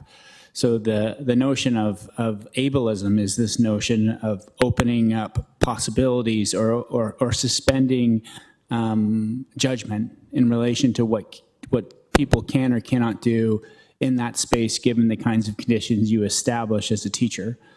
That's the heart of high expectations that we're just referencing in terms of that. And the idea of ableism is a notion also of deficit thinking of what can or what cannot these people, what are these people conceptually capable of, and what am I presenting in front of them in terms of that. So the idea in this particular instance, and it goes back to Trustee McLean's question around inclusion, is to build a broader platform through which teachers can think about what is possible for people in terms of this, whether you have an IPRC, an exceptionality, whether you just have an IEP, whether you don't have any special education documentation. The idea is that is to suspend the kind of expectations, because there's no teacher in our system that would say, I'm a teacher with low expectations. That just doesn't exist, right? The question is, how are my expectations wrong? Because every teacher has expectations that are as wrong as they are right with people. It's a complicated profession in that way. And ableism and recognizing one's bias, everyone has it, recognizing one's subjectivity. The CEBSA, the Center of Excellence, works a lot on critical consciousness in relation to this kind of work as well. So that's at the heart of what it means to have an inclusive classroom and have a relevant, responsive classroom. It's about starting to ground your understanding and recognizing your understanding is incredibly limited because people are incredibly complex. Can I just add something there? So it's very challenging for staff to work with some students with complex needs, special education needs or disabilities. But we go back to focusing on when the flower doesn't bloom, we change the environment, not look to changing the student. So it does go back to Trustee McLean's comment about really training and learning, and that is how we will shift mindsets and get staff and people in the community to see that students with special education needs and disabilities and people with special education needs and disabilities are capable and competent and able to do things. We just might need to differentiate. We just might need to put accommodations in place. We just might need to use assistive technology, things like that. So what we do see a shift once we equip staff, teachers, with the appropriate strategies and tools, that they are able to go, oh, I didn't think this child could do this, but now I see how they can with the appropriate supports. Thank you for those very thorough answers. That's helpful. So what I'm seeing in my schools in a lot of cases is students who really need support and, a classroom in distress oftentimes. and somebody will come in for 2 weeks and be with that student and sort of teach the teacher strategies. But when that person leaves, I hear from the parents all over again from that classroom, including the parents of the student, let's say, who is impacted. And so I just wondered, if we were to have an unlimited budget, how many more SNAs would we need in order to adequately serve students? Thank you for the question. I'll be very transparent and honest that I don't think that we are able to answer that question, given the complexity of the challenge. We certainly know that there are students who are struggling in their placement, in their programming.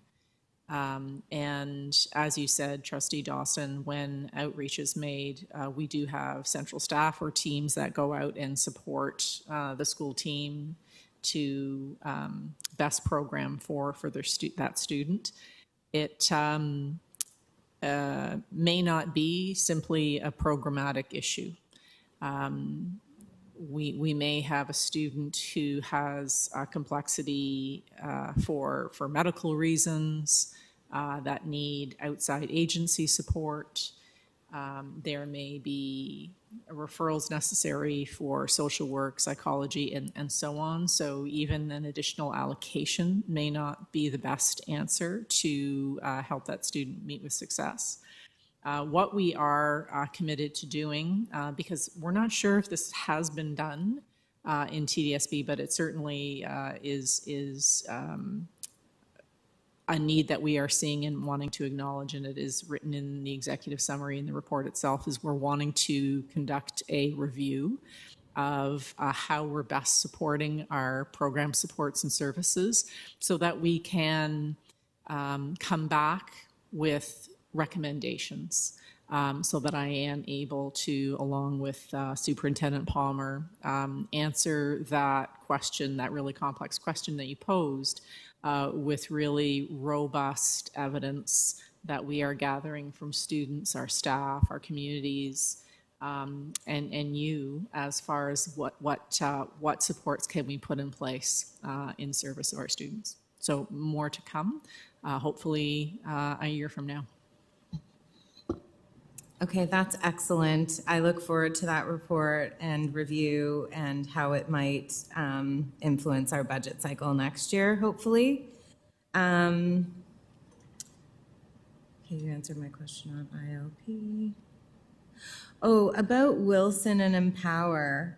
I just wondered, so it went through, you know, the number of people who've taken those courses, and I just wondered, why are we limited to 60 and 72 participants? Like, is that a funding issue, or if we could go into detail on that? Thanks for the question. So we were given a PPF that has been renamed RFP, I believe, for next year by the ministry. So it's a bucket of funds that we're given that we can use for assessments.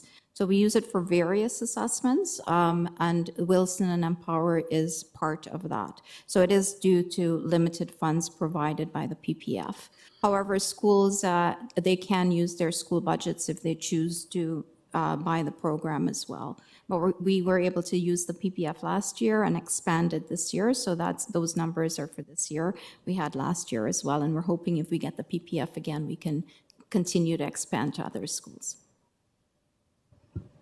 Okay, thank you so much. And Trustee McLean asked my other question. So again, just thank you very much for this report.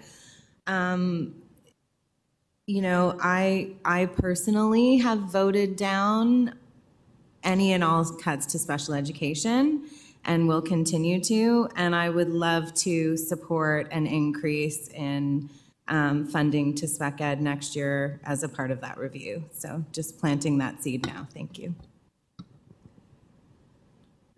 Thank you. I just want to acknowledge the trustees that have joined us during the meeting, Trustee Arts and Trustee Regicula Singham. And the next speaker on the list is Trustee Arts. Hi, can you hear me? Yes, we can. Perfect. Thank you. Through you, Madam Chair. Thank you, staff, for this report and for the appendices and all the analysis. It's very informative. I want to echo, I would have asked some of Trustee McLean's questions about training for staff and the additional qualifications and how we're getting more people on board. So thank you, Trustee McLean, for asking those. Yeah, I think that's one of our bigger challenges as a school system. But my questions are regarding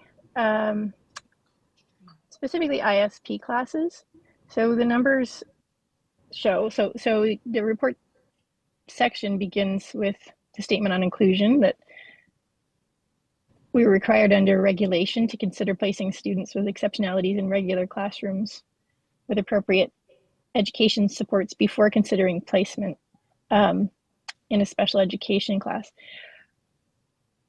But we have almost 60% of our students identified with exceptionalities in contained special education classes.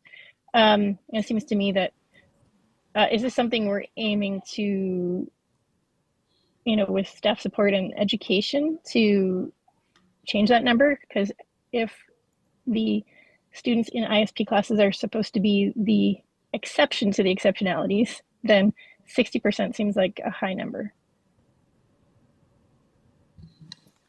Thank you, and through the chair, we would agree that we feel that is a high number and that would be a shared goal. Trustee Arts, we want to understand the pathway, I'll say, for students to be placed in ISPs. We know that there is research and data that indicates when a student is integrated as much as possible, outcomes are stronger. Of course, there are students who are best served, and it is aligned to parent request and preference to be in an ISP. But we think that we have work to do in sharing the research with parents, making sure that is very well understood, and that parents feel and have confidence that being placed in an integrated setting meets their child's needs very positively and thoroughly, so that it is an option that is well considered by the family. Thank you. Thank you. Yes, I think as our understanding of student needs has evolved over the years, and I know the research that the TDSB has done have shown that there's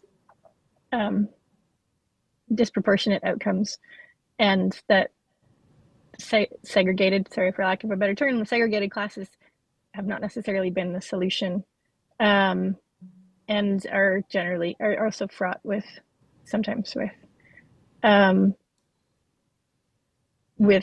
those issues of bias and discrimination that were discussed earlier. So I have, this isn't going to be a popular question, but I'm going to continue with, if under the Education Act, we are supposed to be prioritizing inclusion, why do we still have gifted ISPs? Because certainly, and could you actually clarify what number of that 60% of, almost 60% of ISP classes actually pertains to gifted, as opposed to other exceptionalities?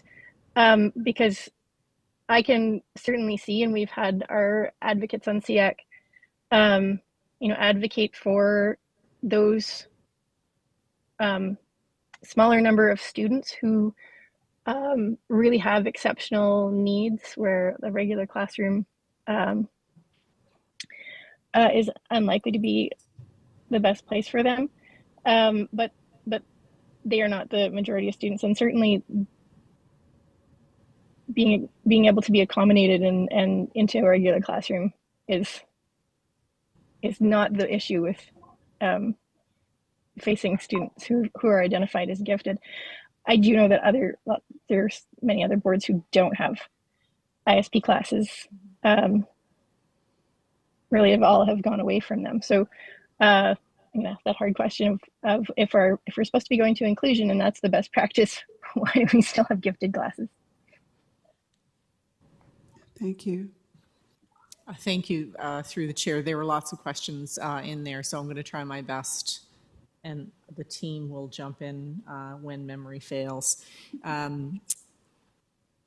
We provide options for an ISP because that is part of our program model at the Toronto District School Board. There can be a great deal of research or discussion, Trustee Arts. I can say that I believe very strongly that even after we do our review, the recommendation coming from staff is that we do continue to be providing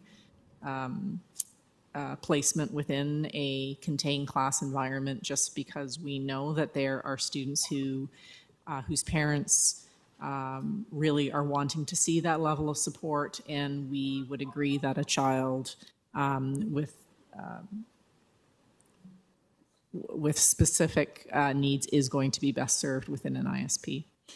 So I predict that will be continued, the model that we're recommending for TDSB. In regards to your questions of how much the 60% is for gifted, I would turn to the team to be answering that specifically from the material that we shared. But what I can say for trend data that is in the report is that our number of students who are identified as gifted and who are placed in an ISP does seem to be at higher proportions than other GTA boards, and indeed compared to the province. So I think that will be an interesting question for us to be exploring as we conduct the review. I think my preliminary observation is that we don't determine when we are thinking about that placement for that student who's been identified as gifted of whether there is a need for a contained class. We certainly are deferring to parent preference, which of course is part of 18198. So I think much more to come on that, but I will ask the team to talk about the 60%.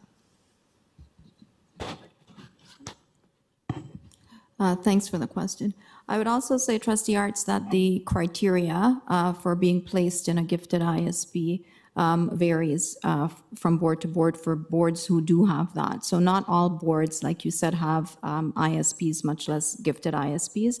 And then each board has specific criteria that is used to determine which students go into an ISP or a gifted ISP. So that would be one of the areas we would be reviewing as well. Is it absolutely necessary for this child to access curriculum and learning only by being in an ISP?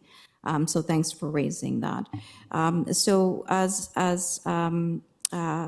Associate Director Cirisco said, the TDSB has a large number, proportion with gifted exceptionality, which is 40%, compared to 18% in GTA boards and 7% in the province. So I hope that answers your question.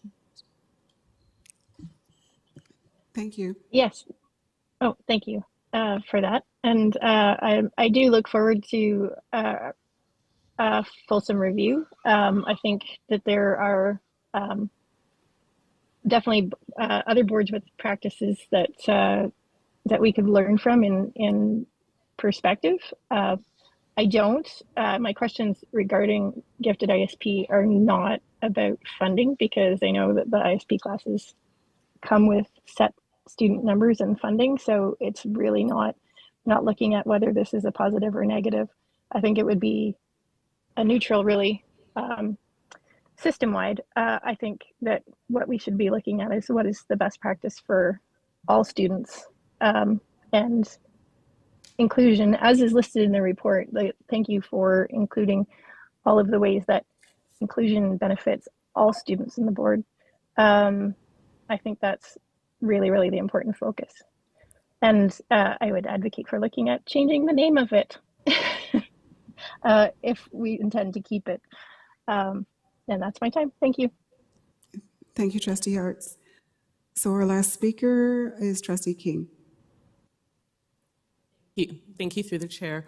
I want to thank the Special Education Inclusion Team for this report. This is certainly not an area where I have depth of knowledge, and every conversation that we have always reveals more and gives me an appreciation for how much information there is, and especially for families that are navigating it as well. So I just wanted to start by thanking you for the work on the communication side. Of trying to just disseminate the information to families in a way that's clear and supportive for them. I just wanted to ask or suggest that in what's communicated to families, the idea of changing mindsets, I'm just wondering about how that trickles to families as well, because I'm thinking about some concerns I've heard from my schools. Where you might get an instance where there is a child that needs some supports that aren't there. They're part of a quote-unquote regular class. And what happens with a pattern of incidents is that families become aware of what's happening, and often that child is then stigmatized or has a finger pointed at them by others in the community. So I just wondered if you could speak a little bit to how the changing mindsets moves from staff to community as well. Thank you for the question. So we haven't actually gone to a parent and say, you know, we're working to change mindsets when it comes to your child, because they're doing their best for their child and they expect us to do the best, and they expect us to have the correct mindset. So there, I can share a few places where we see that it's impacted in addition to what you've said. And the very first place is creating a welcoming environment. So when a student comes to register, and if a school staff member sees that that child is having some challenges, right away saying, you know what, we look forward to having your child and to putting the supports in place in order for your child to be welcomed in school.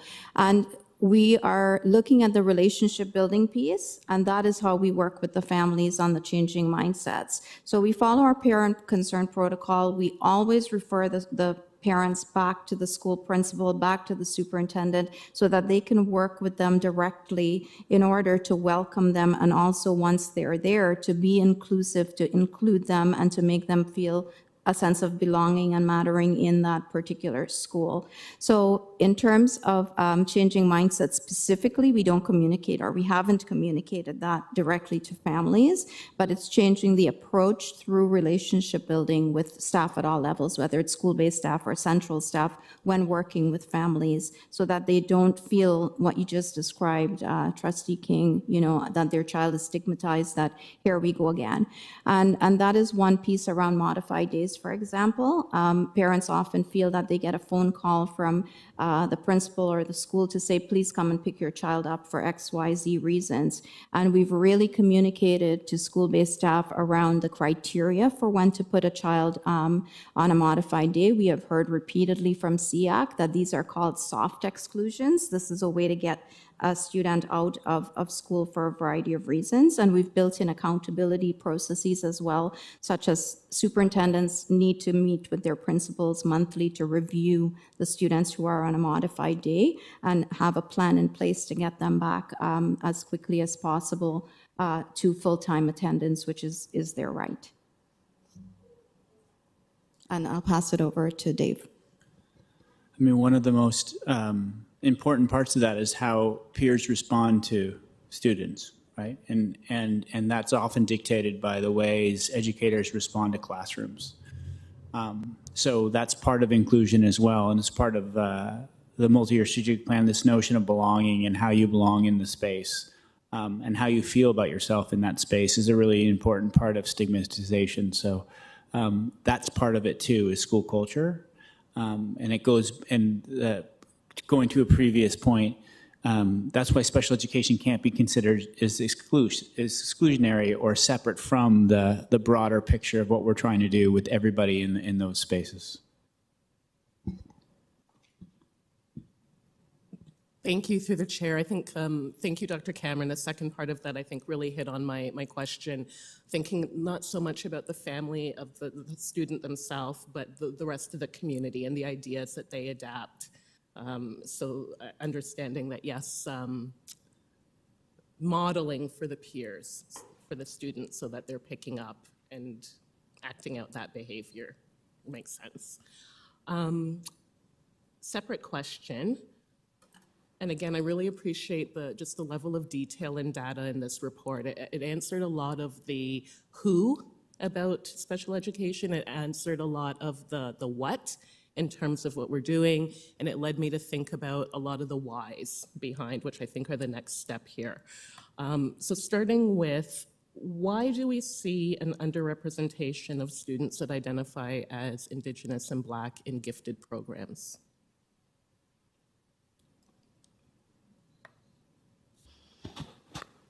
I'll begin, and I know Dr. Cameron will certainly want to be contributing as well.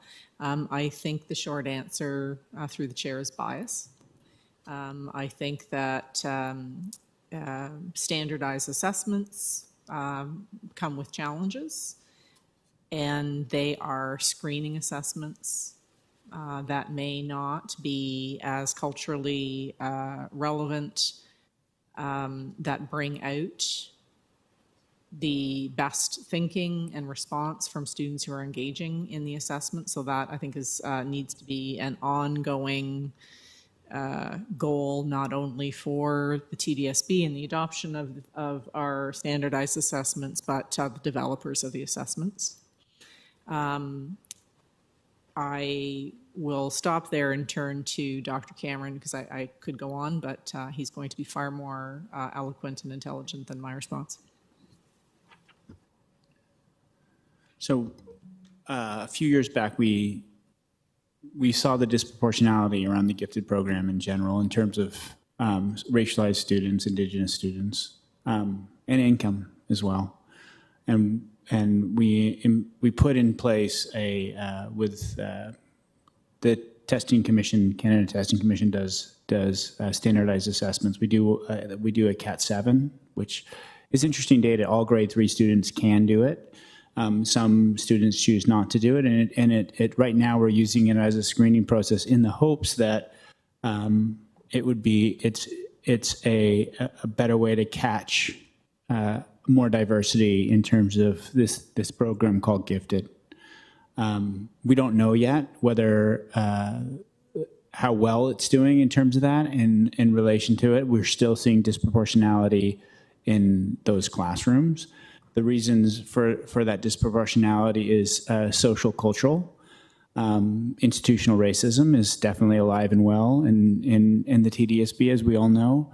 There's reasons why some people are identified. It is more complicated than just educator behavior or institutional behavior. It's also social capital in relation to navigating the system, parent capital. You can see that across the special education program when you see that 47% of all students with an IEP come from low income. So there's lots of issues inside of that question in relation to broadening the scope and the diversity inside of the gifted program. But it's definitely an area that we've been watching and are concerned about. 87. Test. Thanks, and through the chair. And I think part of what we really did in that year when we made the decision in order to move towards a different type of assessment process was when we looked at that data, what we actually saw, there were certain communities that historically had invited students for the assessment process, and there were some that did not. And that became a real indicator for us of some of the disparities and disproportionality that existed. And so part of our attempt a few years back was to what Dr. Cameron just made reference to make a change. And we need a little bit more time in order to see the full impact of some of those changes over time. Thanks. Thank you. So in the context of thinking about Black student achievement, Black excellence, our new pillars of achieve and thrive, where does the work happen to look specifically at this intersection? Is this in the context of Black student achievement work? Is this potentially part of the special education and inclusion review that'll happen? Where do you specifically get to the work of this intersection? Thank you, and for that very, very important question. We can't improve outcomes if we're not courageous enough to look at the data and to be saying that there are disproportionate outcomes happening, and we are wanting and committed to closing that disproportionality. So part of the review that I had mentioned is absolutely asking ourselves about this, and to be wanting to think outside the box and to be partnering alongside the Center of Excellence for Black Students, to be saying how can we be supportive of students to be interested in gifted placement, and to be looking for students where we perhaps are missing, right? So it is going to take very intentional work, and to be watching the data as we are doing, for example, in the Central Student Interest Programs. Same aspirational goal. Sorry, I'll just add that in terms of work happening currently, one change that we were able to make, and this was made last year, was around the individual learning plan for students, where we actually added a component in there in addition to differentiated instruction and universal design for learning considerations on the part of the teacher, that they had to specifically list strategies they were using with an individual students around being culturally relevant and responsive. So we have tried to bring in intersectionality in the work when we are addressing the needs of students with special education needs and disabilities, just as we would for any other student. So how does CRRP apply to a student with special education needs that may be Black, for example?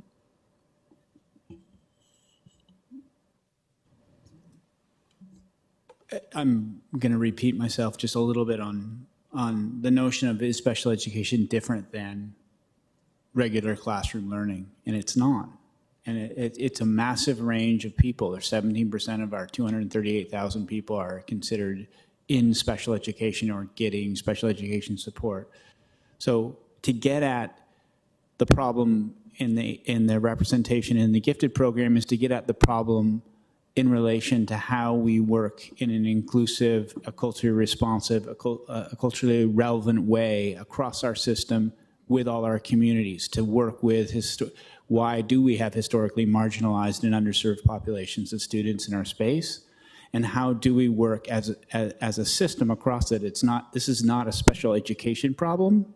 This is a TDSB problem, an equity problem. This is part of the work in the Center of Excellence. It's part of the work with the anti-hate and racism stuff. It's part of the work with caring and safe schools. It's part of the work with human rights. It's part of the work across the system. So until we get all of that working coherently, we will not see these kinds of representations shift. Thank you for that. I also wanted to just look at the intersectionality of gender as well. So I see that we have an overrepresentation of boys in special education needs and, in special education, and I'm wondering if that's also reflected outside of TDSB. I'll start there, and then I have a follow-up question. Thank you. So we do see that there is that same pattern in at least two other school boards that we have data for, namely Peel and York Catholic, whereby boys or men are overrepresented in special education programs and also as being on an IEP or individual education program. We do know as well that in Peel, they note that the disproportionality is even higher in gender diverse students, if we wanted to go a step further for some exceptionalities, but we're not sure what the sample size was for that. As well as TDSB, we do see that students who identify outside of the gender binary, that they are overrepresented in some categories. But again, we caution that we need to not, look at that data in isolation, because we don't know the number of students identifying outside the gender binary is relatively small. But specifically in terms of gender male, we have seen, at least in 2 districts, that we have that data for, that they are following the same pattern. And through the chair, last question. My understanding is that exceptionalities often get missed or not diagnosed in young girls, especially, and you can correct me if that's not your understanding. And then I think again about the layers of intersectionality, and I think about a child that identifies as a girl, as Black, and what statistics tell us about whether they're accurately getting identified or not, and where they're getting placed in that. So my question is, when you're looking at the early years and you're looking at changing mindsets and interrupting some of that behavior, how do you ensure that you're doing that in a way that's not also exacerbating what might already be missed? So I'm wondering about almost an overcorrection, somebody that is moving away from thinking that there is, an IEP or an exception or something that's needed, thinking that that's a positive kind of mindset, but actually missing something that's there and something that's already being missed, if that makes sense.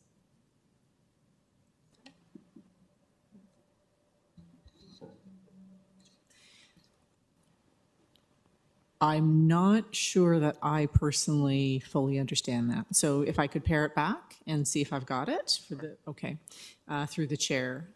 How do we make sure if a student does seem to have an exceptionality or perhaps comes with an exceptionality, that we are not overcorrecting and missing something else about that student's profile in our programming? Correct? Yes, how do you ensure that you're not overlooking that identification? Thank you very much for that. That was helpful. That our intense work to suppress our bias is not meeting the needs of the student who's in front of us, where there is an exceptionality that needs to be addressed. Okay, thank you very much. Being an educator is hard. It is the most rewarding profession. We walk into classrooms and have such privilege in working and being responsible for the beautiful children in front of us every day, and holding responsibility to making them reach their fullest potential, believe in themselves, walk out every single day feeling it was their best day ever. And it is a profession that requires ongoing learning. We don't come out of Teachers College knowing how to shape behavior. We don't necessarily know the 25 modifications and accommodations I can be supporting a student who has hearing loss. But it's through time and through learning from colleagues, reaching out to central staff to have them teach us along our journey of becoming the finest educators possible. So in short, the answer to your question is to be checking ourselves every day through our own reflection, but also the mentorship and guidance from our incredible principals, vice principals, special education staff that say, tell me about your class, tell me about how Debbie's doing today. and tell me about her reading level, and have you thought about, and let's make sure that we're looking at your class profile and who's coming to IS, the in-school team, to talk about reading strategies. It's a commitment at the system level, our level, to be providing rich professional learning opportunities for educators, to be solving the teacher absence, or sorry, the shortage of unfilled occasional teachers, so that we are able to provide the professional learning that is necessary. I could go on, Trustee King. It's really, really complicated, but what I can say, in echoing Dr. Cameron's comment, that there isn't an educator that walks into class that says, I don't want to be my best today. And it takes us as a team to be successfully meeting the needs of our students, including all of you. I'm bringing you into the class with us. I'll just add one piece there as well. It's ongoing assessment, right? From the part of the staff, ongoing assessment of the child, so that if there is a concern, it can be flagged. But I want to highlight the role of the parent. So if a teacher is saying, no, the child is doing well, nothing's happening there, there's nothing to flag, we always highlight that parents know their children best. They see things that we may not see. And so we constantly encourage parents to come and say, I understand you're saying you're not seeing this, but here's what I'm seeing at home. And can we look at assessing my child, classroom assessments, or see how they're doing using differentiated assessment, for example, and different types of assessment. So the idea is that if there's something and strategies that the teacher is trying and they're working or not working, it can be flagged by either the staff at the school or families. So I just wanted to highlight the role of the family there. Thank you, through the chair. Those were all my questions. I just, again, want to thank you for the report. I want to thank you for the data. And I really want to thank you for not shying away from these conversations and looking at the different identities and demographics and being willing, sorry, to get into that work of how we really interrupt these behaviors. So thank you.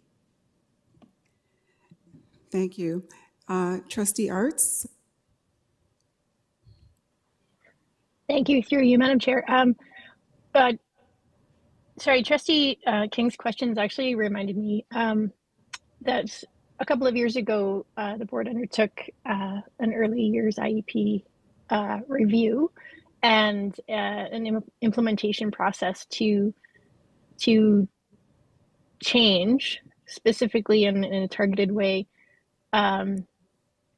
change some of the data, change some of the outcomes along the lines of what Trustee King was specifically asking about, especially the overrepresentation of boys and racialized boys with IEPs, especially behavior IEPs and things like that. So I wondered, with that focused work from our side, and also the shift to an ILP before IEP practice, I wonder if staff could just update on how it's going, how that work is going, because that work was very exciting. I know that the consultations with SEAC and the work with SEAC along those lines was very good. It was very positive, intentional.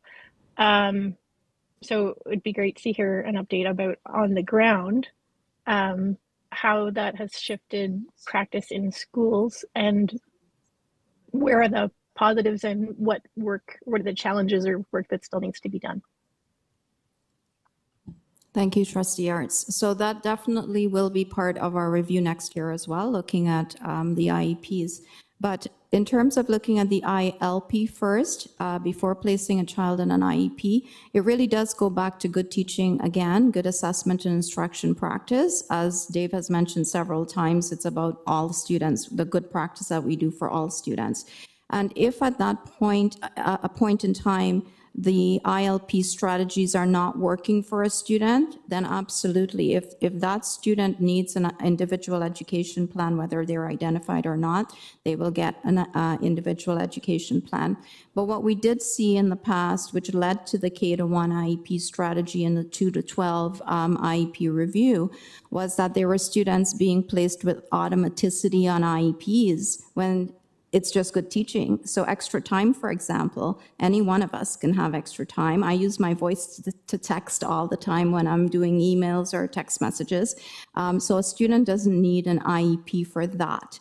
However, if there's a student, let's say, that is deaf or hard of hearing and they need proximity to a teacher or they need an audio device, they can have an IEP for that specific accommodation. So in terms of this shift from the ILP to the IEP, I just want to clarify that it's not one or the other, or the ILP is not the new IEP. It's really putting the onus on the teacher around teaching and learning and assessment and instruction strategies that they can try for that specific student. And if there's success, fantastic, we continue with those strategies. And if there's not, we go to IST or SST, and if the student requires an individual education plan or IEP, they would be getting that. So it's still a work in progress, Trustee Arts, because we implemented the referral process on the ILP last year, and we're continuing with that this year. But certainly there has been a shift in terms of learning and understanding on the part of staff on how to better support all students. I hope that answers the question. Yeah, thank you. I think the first year I heard some feedback that belied misunderstanding. Was we're not doing IEPs for young students anymore, and that certainly wasn't the case. That was a no. That's not the case. We are doing IEPs, but the approach, as it was described to me, was a bit of a pushback in terms of why this student, why now, what do you need, what does the school need, does the teacher need in order to support that student. And the focus was really great. Just I haven't been hearing, so that initial kind of knee-jerk reaction to the change has gone away, which I think is usually positive. But we haven't had that that sort of more intentional, I guess, report. I guess we haven't seen the data yet in terms of how changing our expectations and practices centrally has come out at the school level. So I will look forward to more review on that. Thank you. Thank you, Trustee Arts. So that is the end of our speakers list. So again, I just want to thank the team, our Associate Director, Louis Strichko, Assistant Superintendent Nandy Palmer, and Dr. David Cameron. And at this point, we need a mover and a seconder to receive the information for the receive the report, the 2023-2024 Special Education and Inclusion Report. Mover and a seconder, moved by Trustee Loka Rothman, seconded by Trustee King. All in favor? Aye. Aye. Thank you. Any opposed? And that carries. Thank you again for this data-rich report, and we look forward to the review to come. We're moving to the next agenda item, the Math Achievement Action Plan for 2023-2024. Thank you, through the chair. I'm moving from one amazing team to another. We do not have any owl pellets today or any math games. I know. But it's a rich report nonetheless.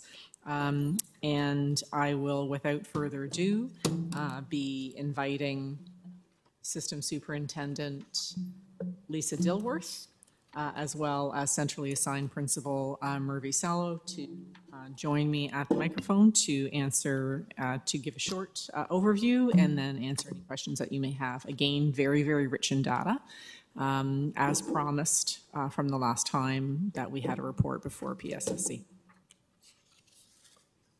Thank you.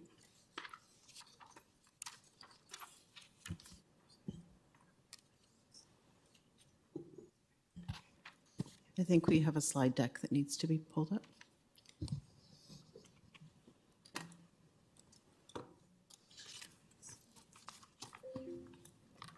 Did we have a a slide deck for this one? Yes? Yes. Do we have the slide deck? Yeah, we did. They didn't receive the slide deck. So you need to send that along. Okay, just give us 1 second. We thought we had, but obviously there's been a bit of a miscommunication. Who am I So sharing it with? Bella. You don't know? Okay, just ask for everyone's patience. We're just loading the slide deck for the next report.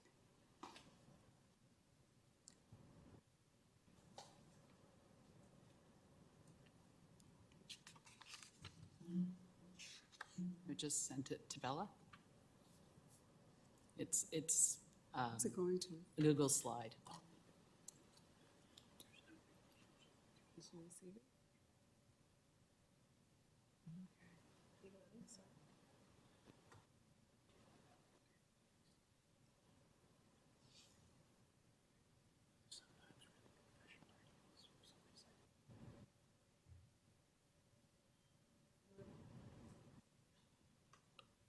Do you have it?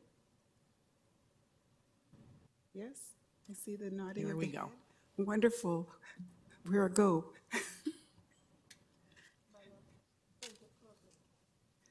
Thank you. Next slide, please.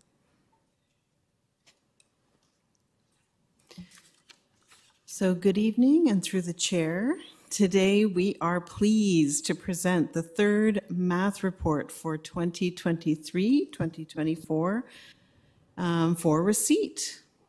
So as part of the TDSB's new multi-year strategic plan, our Math Achievement Action Plan specifically addresses the achievement section. However, it is important to emphasize that while our focus is on achievement, the plan also significantly intersects with belonging, thriving, and revitalizing areas. We recognize that true student achievement is intricately linked to equity, belonging, and well-being, and is supported by continuous professional learning for staff. Next slide, please. We lost it.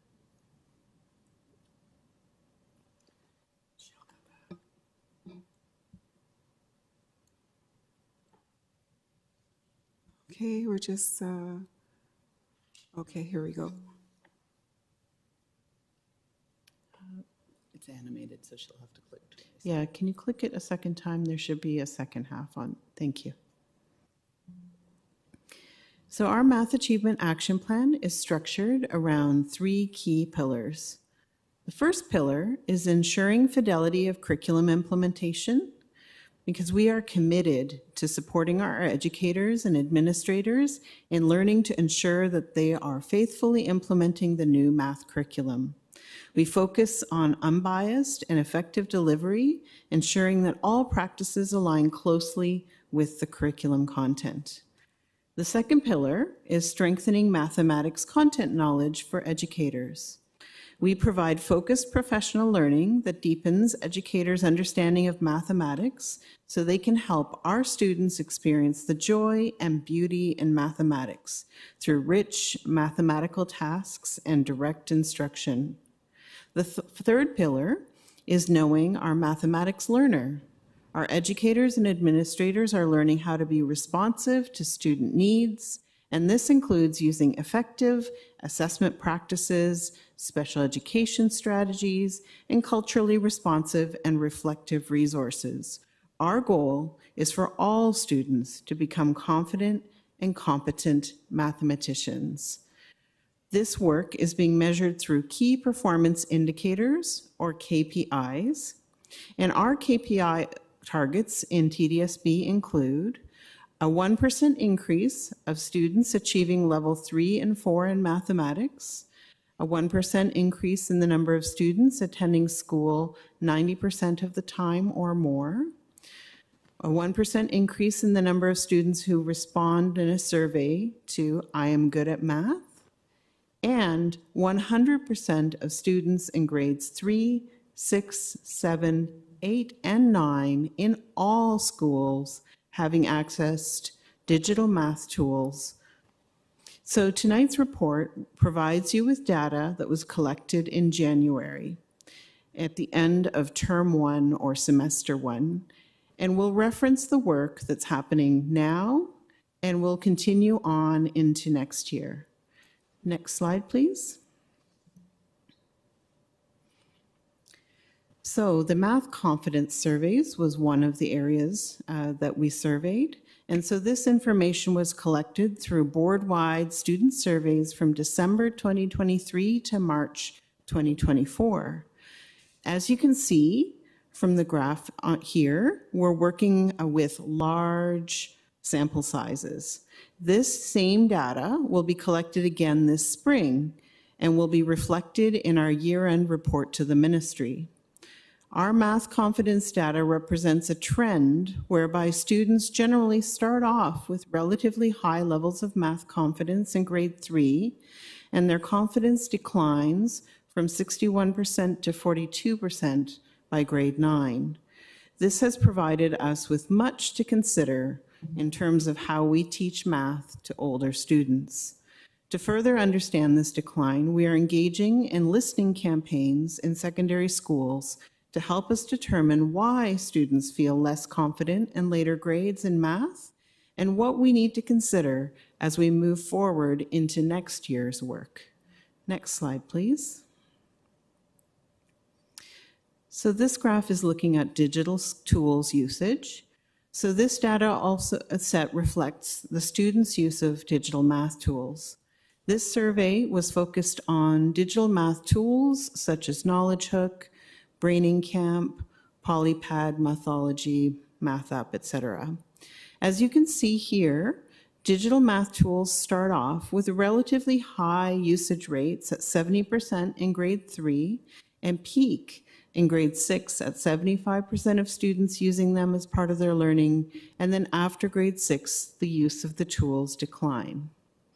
This data underscores the importance of educators aligning their work with curriculum expectations well into secondary school that call for the use of visual representations and manipulatives as a way for students to develop their understanding of math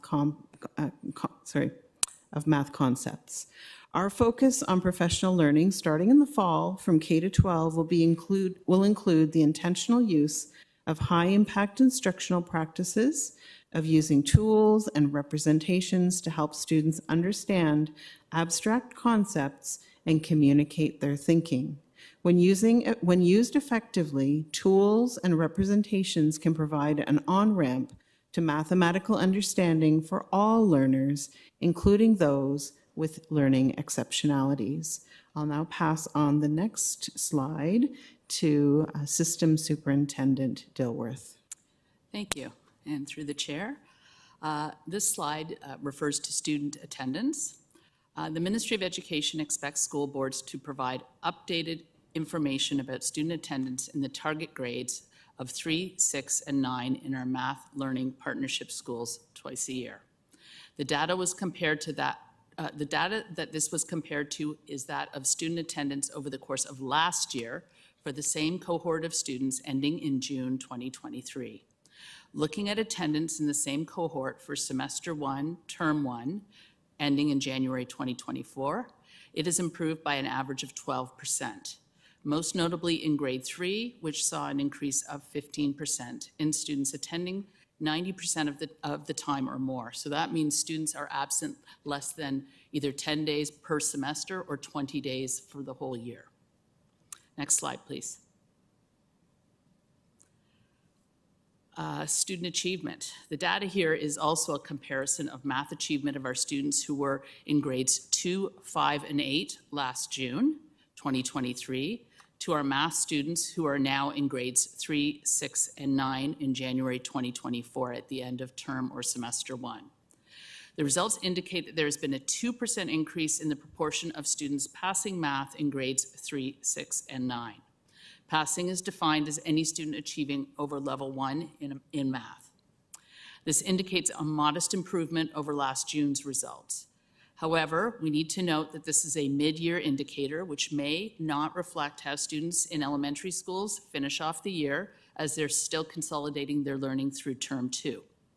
The data also only includes students who took mathematics in semester 1 in grade 9, so we will likely see some shifts in the data for secondary students when we collect the data at the end of semester 2. Promoting effective math instruction will continue to be a focus of our plan to continuously improve student achievement in all grades in mathematics as we continue forward into next year. So you've heard some data tonight. Next slide, please.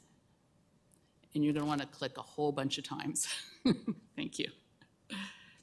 Here are some of the steps that we are taking to continuously improve the work that we do in mathematics. We are centering our work on what our students need, which is effective math instruction. We are working to modernize and improve math instruction through the ongoing provision of high-quality, job-embedded professional learning for educators to build effective curricular content and assessment practice. This will include new offerings around number sense and algebraic reasoning, as well as new and more convenient ways for educators to access the learning. We will be continuing to ensure that the learning for both educators and students is inclusive and culturally responsive and representative of the students we serve. Math programming will become more intentional and precise in utilizing research-based, high-impact instructional strategies to anchor our work.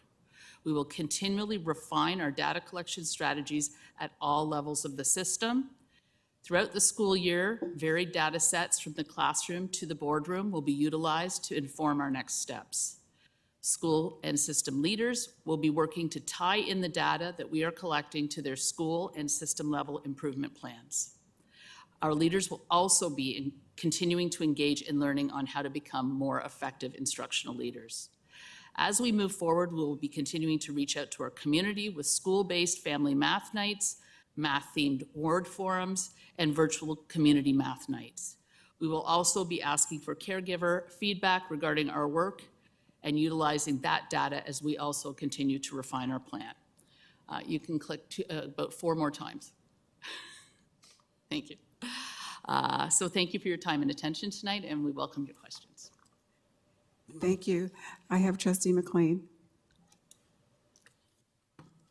Thank you, and through the chair, thank you for the report. Lots of interesting, but something jumped off at me that seemed contradictory to me that I'm curious about.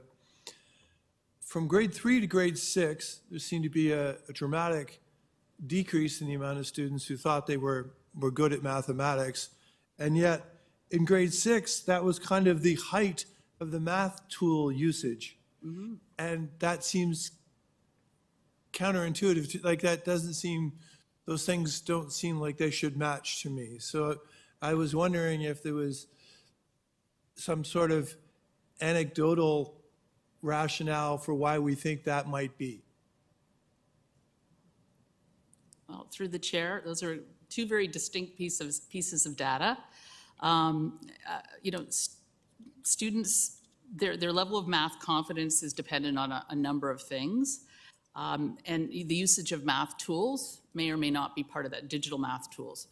We do recognize that when students can display their understanding of math visually, and when they can actually use manipulatives, whether they're digital or hands-on, they can actually sometimes express things that they're not able to do on paper or abstractly. So, generally what we see are that these tools actually do make a difference. What we're looking at tonight is baseline data. It's really our first attempt at collecting all of this data. So I think what will be interesting is to watch these things over time to see where they go with the additional learning that's happening. Digital math tools in general, and visual representations will be a big focus of the work we do, not just with teachers, but with the math learning partners that work with the teachers, because you'll often go into schools and see reams of manipulatives and they're not being used. And they're not being used because teachers don't know when to use them, how to use them appropriately. So we're hoping that piece will also help to fine tune how students feel about their math skills and how they do in terms of the achievement at the end of the day. Okay, thank you for that. And again, through the chair. But I guess, and I'm excited that they're using them, and I'm really excited that there's mechanisms that, get them over a hump that they're having challenges with, and that's encouraging. but I would have expected then for them to be able to, that using the tools and having some success and using them, that their confidence in math wouldn't be going the other way. Like it just seems odd to me. And they seem to stop using them. It went down. The use of them went down a little bit as it continued, as did their confidence levels. So there seemed to be something really important happening at that level that, at least for me, seemed to disconnect. So I'll leave it there. Thanks. Thank you. I see Trustee Pay on the speakers list. Trustee Pay? Thank you, Madam Chair. I got a question. So through you ask the staff, what kind of a science would the staff characterize as mathematics? So what kind of a science? Could you repeat the question, Trustee Pay? Yeah, I'm just asking the staff, what's the definition of mathematics? What's the type of science you would characterize as mathematics as? What is that kind of quantitative, or is like a philosophical science? Like, what kind of science is mathematics, by the way?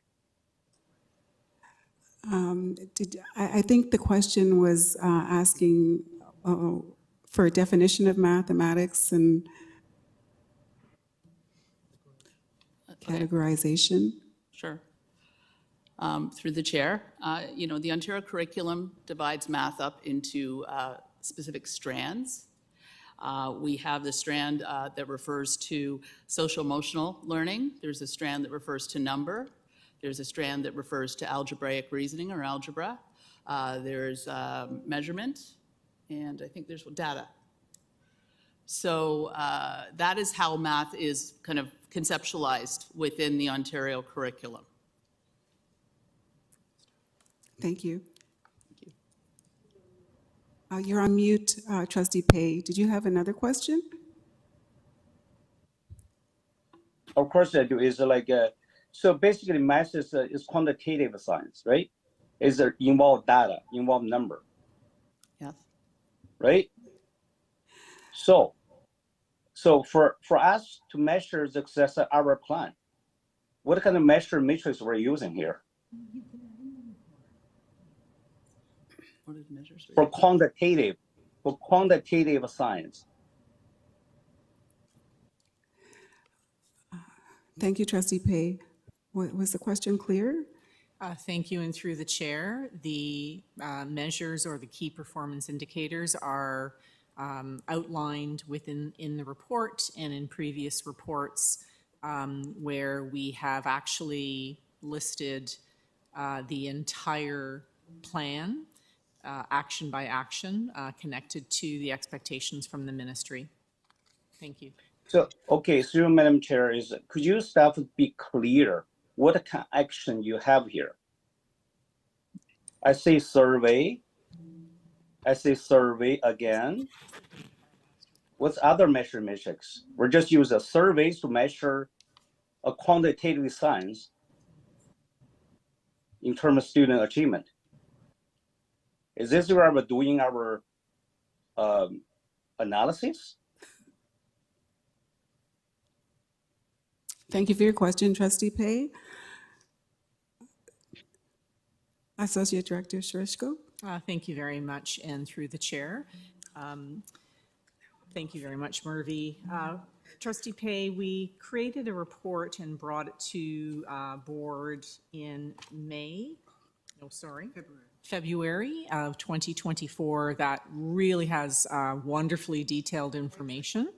So I would refer you to that because I think it's going to exactly provide the information that you are asking for in this question. Thank you. Sorry, Madam Chair, I don't understand. I'm asking a very simple question here. I'm asking what action the staff been taking and the staff refused to answer my question and asked me to refer me to read a report. I don't understand. Why is that? I'm asking a question. Please give me the answer. The Thank you, simple as Trustee that. Pei. What action you're taking here? So I You're believe taking this is, survey after survey after survey. Is that the way you measure the like, you know, how student is going to succeed in terms of mathematics? That is quantitative science. Thank you, Trustee Trustee. Trustee Pei. We don't mean to be in any way obstructionist. I am trying to provide you and point you to where there's fulsome information. What I am going to do is ask Lisa to give an example of some of the professional learning that is connected to a key performance indicator so that you can get a sense of how we are supporting reaching the goal not only set by the ministry, but also by the work that we are doing through action and through measurement. So we're going to what I call as a through line. What's the goal, what we've been doing, and how we're measuring it. Thanks, Lisa. So the goal of the usage of digital math tools, for instance, we will be in servicing our math learning partners. We're bringing someone in who is an expert to in-service our math learning partners on how to effectively team up the use of those tools with the math content so it's being used at time effectively with students when they need it. They will be taking that information, they will be infusing it into the learning that they do centrally and the learning they're doing in the schools, in the classrooms, when the teachers take that back. When teachers go to the central learning, we'll also be providing them with actual physical manipulatives so that they are ready to go to infuse the physical manipulatives into their practice. The physical manipulatives are mimicked digitally, and they can be then used in a digital format once the teachers and the students are comfortable with them. The digital tools will also extend the use of that kind of visual thinking to home because they are accessible through students' Chromebooks. And then the final step would be to be assessing the use of those digital tools through the survey, as well as our partners who offer the digital tools give us feedback. So goal is use of digital tools. That expectation comes from the ministry. That goal is in our action plan. We have professional learning that is dedicated to teaching our educators about the digital tools, and then we measure it through the surveys. I hope that's helpful, Trustee Pei. thank you. Assuming Madam Chair, I don't think that's helpful at all, to be honest. Because I think for quantitative science, we need a quantitative analysis. For quantitative analysis, we need to do a test. Without the test, the real test, how can we make sure the student equip the knowledge and the skill in the real life? Thank you, Trustee Pei. If I can maybe paraphrase maybe what you're getting at, I think you're asking about the evaluation piece, how students, the impact of this action plan on students in a quantitative manner.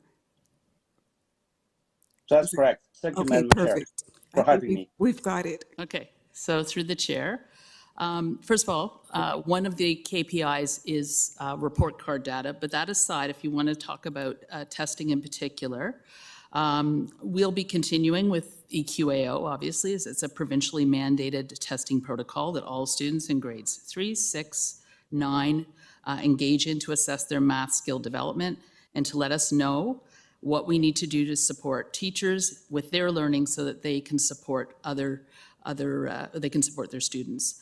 We're also currently working with Carleton University, and we're looking at the potential of some standardized screening tools that will help us set our students up for success so that they come in. These are going to be tools that will lead us to next steps with our students and build from an asset perspective. We're also encouraging principals to use other tools to determine where their students are in terms of their math skills. Some of this is through professional learning, research-based, where they will do interviews with students And they will find out where they are on a continuum, and they will be plotting the teachers where students are going, and they will be able to move students thinking forward. Tests are one very important form of teaching and learning, but we're always triangulating that data. A good assessment practice says that we triangulate the data with other types of data like the survey data, but we are not shying away from testing, and we're not shying away from teachers also using tests as part of their assessment regimen. Thank you. Through Madam Chair, I have a question. When the staff is talking about test, so how can you use the test as a tool to measure student success? How can you measure success across the board? Thank you. Thank you, and through the chair. Well, all of our educators provide report card information, Trustee Pay, and that report card evaluation is based on a wide range of assessment tools and techniques within classrooms. But in addition, you heard Superintendent Dilworth talk about our exploration of using a screening tool for our students. So our educators would be administering that tool, and we would be collecting data centrally for analysis and reflection on identifying the learning needs of our students and our staff so that we are able to target our professional learning, the needs of our students for the goal of increasing achievement of our students. Thank you. I think all this plan here is very vague. There's no detailed points how we can measure our success. So what's our baseline measurements, by the way? If you're talking about screening tool, I understand that's a tool, right? I want to talk about success here. We're talking about a plan. We're talking about success of plan. So what's your baseline data? We're a data-driven institution. I want to know the data first. What's your baseline data to show what's your baseline performance of your students? And then you, based on the baseline data, what kind of tests you're using to measure how they're successful? Thank you. Thank you for the question. I believe I've heard the responses about the testing, the forms of testing. So the question remaining is around the baseline data.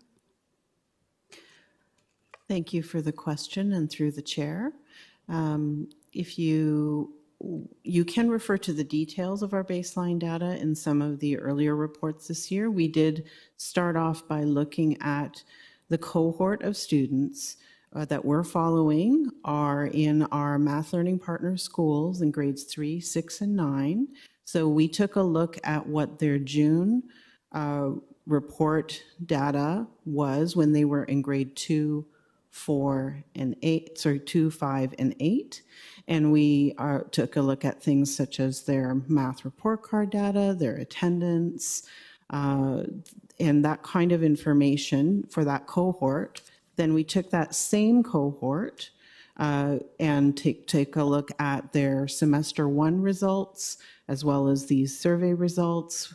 We've also, that is our next step in terms of that data. And then we will follow that same cohort once again and look at their achievement in June. So we are following a cohort of students through specific schools across the system in grades 3, 6, and 9.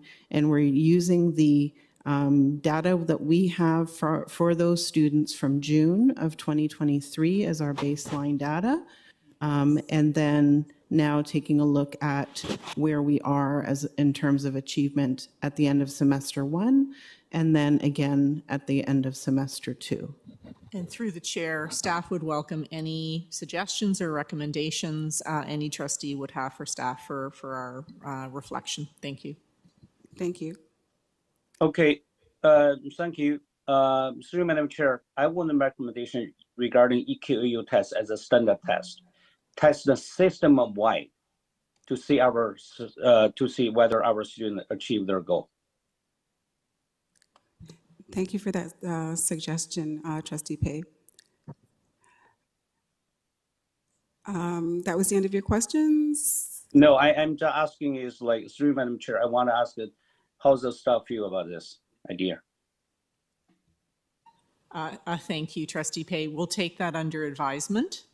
EQAO is mandated from the ministry at those at grades 3, 6, and 9. So thank you for the recommendation, and certainly look forward to further engagement as we are doing the exploration of the the screening assessment. So look forward to more conversation on assessment and sharing of achievement data.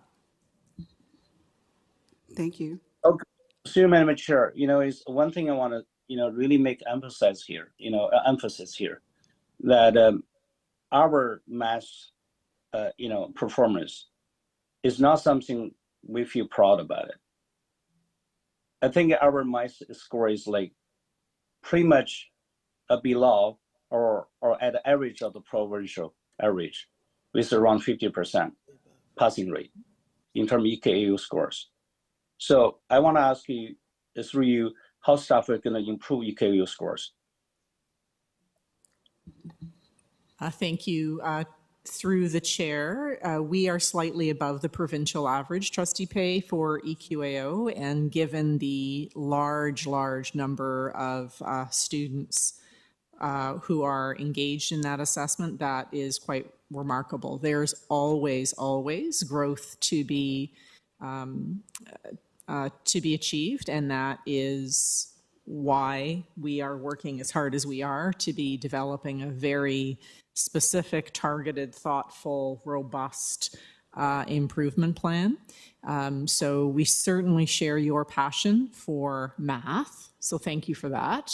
We believe strongly in it as well and want to see all of our students feel confident in math, as well as achieve high levels within each of the strands. So please know that it is a shared goal.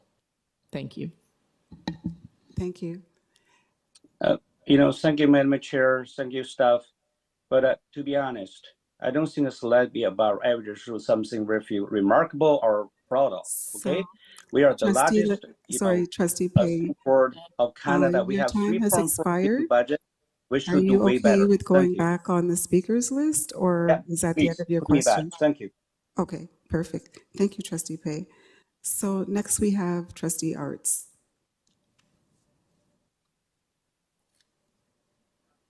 Thank you, through you, Madam Chair. So actually, I just wanted to switch gears a little bit. Sounds great. This great work. I am particularly interested in the work on the work within the ministry identified schools, and what's happening there. But at the secondary level, just looking at the decline in confidence and interest, one of the things that I've heard from families and have experienced with kids who've gone through the high school system, and not just within the TDSB. This is a more general comment about the education system. I wonder how we can use this data and the research and the work here to be proactive in forming the ministry. So I know that a particular frustration in secondary is a misalignment of the provincial curriculum for math in secondary with post-secondary programming. And I know post-secondary programming falls outside the Ministry of Education and falls outside our mandate as a school board, but it is actually really important to kids when they're trying to plan for their futures, when they want to plan that succession. If you look at post-secondary programs, if you look at the same post-secondary program across different schools, across different universities and colleges, there can be vastly different math requirements for the same program. If you look at the types of programs and their math requirements, you can have math requirements that don't actually align very well with what we offer. So the grade 12 data science course, it's against the grade 11 and grade 12 data science courses. would be great math programs for math courses for programs that require a strong statistical background or are going to use statistics. But frequently those courses that would benefit, those programs that would benefit psychology, social sciences from that experience in data sciences don't require that course. And a lot of them have actual math requirements. And when they require math, they tend to require functions or sometimes calculus, which then requires students to take 2 math. So it becomes very daunting. And I think it seems to confuse sometimes guidance counselors as well. And I wonder if we can use all the good work that we're doing and maybe in that experience piece, that how kids feel about math. I mean, standardized testing aside, if kids don't learn to love math, they're not going to want to engage in it. They're not going to want to choose. They're not going to want to keep studying it. And I know that that is also a focus that we need to actually, the province is expecting school boards to have more students want to engage in math in the senior levels of high school. And that requires them to enjoy math, regardless of the marks that they get. And so I'm wondering if we are essentially helping the ministry understand those kinds of pieces, that a math achievement piece and success in math and wanting to continue to learn math beyond the ministry's basic requirements to graduate from high school. Those are really important for, student success beyond our system. So I'm wondering how if we could use this kind of information to broaden the conversation. Thank you. Did staff want to respond? Yes, through the chair. So thank you. Those are really interesting observations. In terms of the misalignment between upper level math and post-secondary, we are simply providing what the ministry allows us to provide. That being said, you're right. It'll be interesting to see as they follow students through, where those issues break down. I would be very interested to hear a bit more offline about what you're talking about there. But when it comes to engagement, I've been doing a lot of reading lately about math and engagement. And it's interesting, there's a bit of a tension there between our kids, if we make it really engaging, do kids want to continue in math if they're not being successful? So is engagement a precursor, or do we become engaged when we're successful because of the great teaching that's happening? And the data is starting to show that kids that are successful in math are more engaged because of their success. So we have to do both, but we can't just lean on, shiny programs and fun stuff. We have to have that serious, strong teaching undergirding it so that kids see themselves as successful in math, and that feeds a really strong engagement cycle and keeps kids in math much, much longer. So again, it starts and ends with effective instruction. And in secondary, it's all about monitoring students much more closely than we are right now so that they don't fall between the cracks. I hope that's helpful. Yeah, that is helpful, because and I think especially that monitoring piece. Yeah, kids have all kinds of strengths, and I've seen lots of kids who are strong math learners who love math that fall off in high school as well, who fall off from that engagement in math, or as they're always changing, they're always growing. So as they hit those older grades and the courses get a little tougher, hit grade 11, that seems to be a really transitional point for students. And that grade 11, grade 12 piece is really important to determining, where they can go in terms of programming in post-secondary. So thank you very much for the update. Thank you. So, Trustee King. Thank you, through the chair. Just a couple of questions. I wanted to clarify a couple of points in the report, just for my own understanding. The student survey that's referenced, was the question about whether students believe they're good in math, was that the only question that was posed as part of that survey? Through the chair. No, there were two questions, but it was the only question about math confidence. So yes, they were asked how they felt about math in terms of whether they felt they were good at it. And then the second question was around the use of digital math tools. Thank you. And this was the directive from the province that we were following, correct? Yes. Okay. It's curious to me that it's a one-question survey, and I'm just curious what they take out of that and what they do with that. But we're following the directives we were given. The mid-year report card trends. You noted that there was a 2% increase in the proportion of students passing math, so that sounds like a great outcome, exactly what this work is intended to do. I just wasn't clear on whether that was specific to students in MLP schools or if that was across the system. Thank you, and through the chair. Yes, that is looking at the students, those three cohorts of students from the MLP schools in grade 3, 6, and 9. Okay, thank you. So that's wonderful to see that where we've invested and dedicated really with those grades, those cohorts, you're already starting to see some of that achievement data. Okay, wonderful. Last question, and this is the biggie, I guess. I wanted to understand the resource implications. Are there any elements of the work that we are hearing right now that will end with the 2023-24 school year and funding, or does everything continue? What happens now? We're very thankful that the investment in our math learning partners has continued. The funding has remained stable, including our system leaders. And digital math tools and the subsidy for AQ. Sorry, and the digital math tools through the chair, and the subsidy for the additional qualification courses.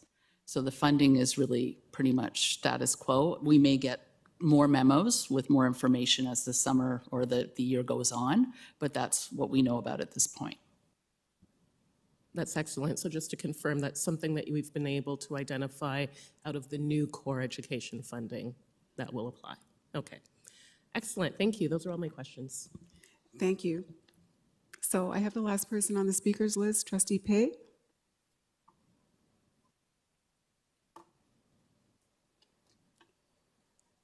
Thank you, Madam Chair.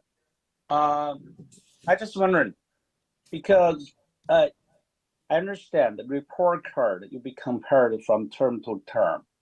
That is going to be some kind of quantitative way to measure student success. But to my understanding, school from school, teacher from teacher, they have all different marking scheme. So my question is, how reliable to those marking? What kind of quantitative analysis you're gonna do, try to eliminate the bias in terms of marking, system-wide? Thank you for the question. To staff? Thank you, and through the chair. I think what is being discussed is what are the different most reliable means by which we can be monitoring student achievement. And one concept that is being suggested is every student, every grade, standardized assessment so that we can see growth and development. That is not an approach that Ontario invests in. There are, and Dr. Cameron is not here, but I can certainly be echoing past teachings that he has shared with us, that there are other methodologies such as sampling, looking at specific grades as we're seeing in EQAO to get a sense of adherence to curriculum, growth through time, as reliable, if not actually more effective, because you are not directing what could be instructional time for the majority of students to assessment time. and the information that you are gleaning would be just as robust. At the classroom level, we have support for educators in knowing how to assess their students through a document called Growing Success that has very robust information and expectations for educators.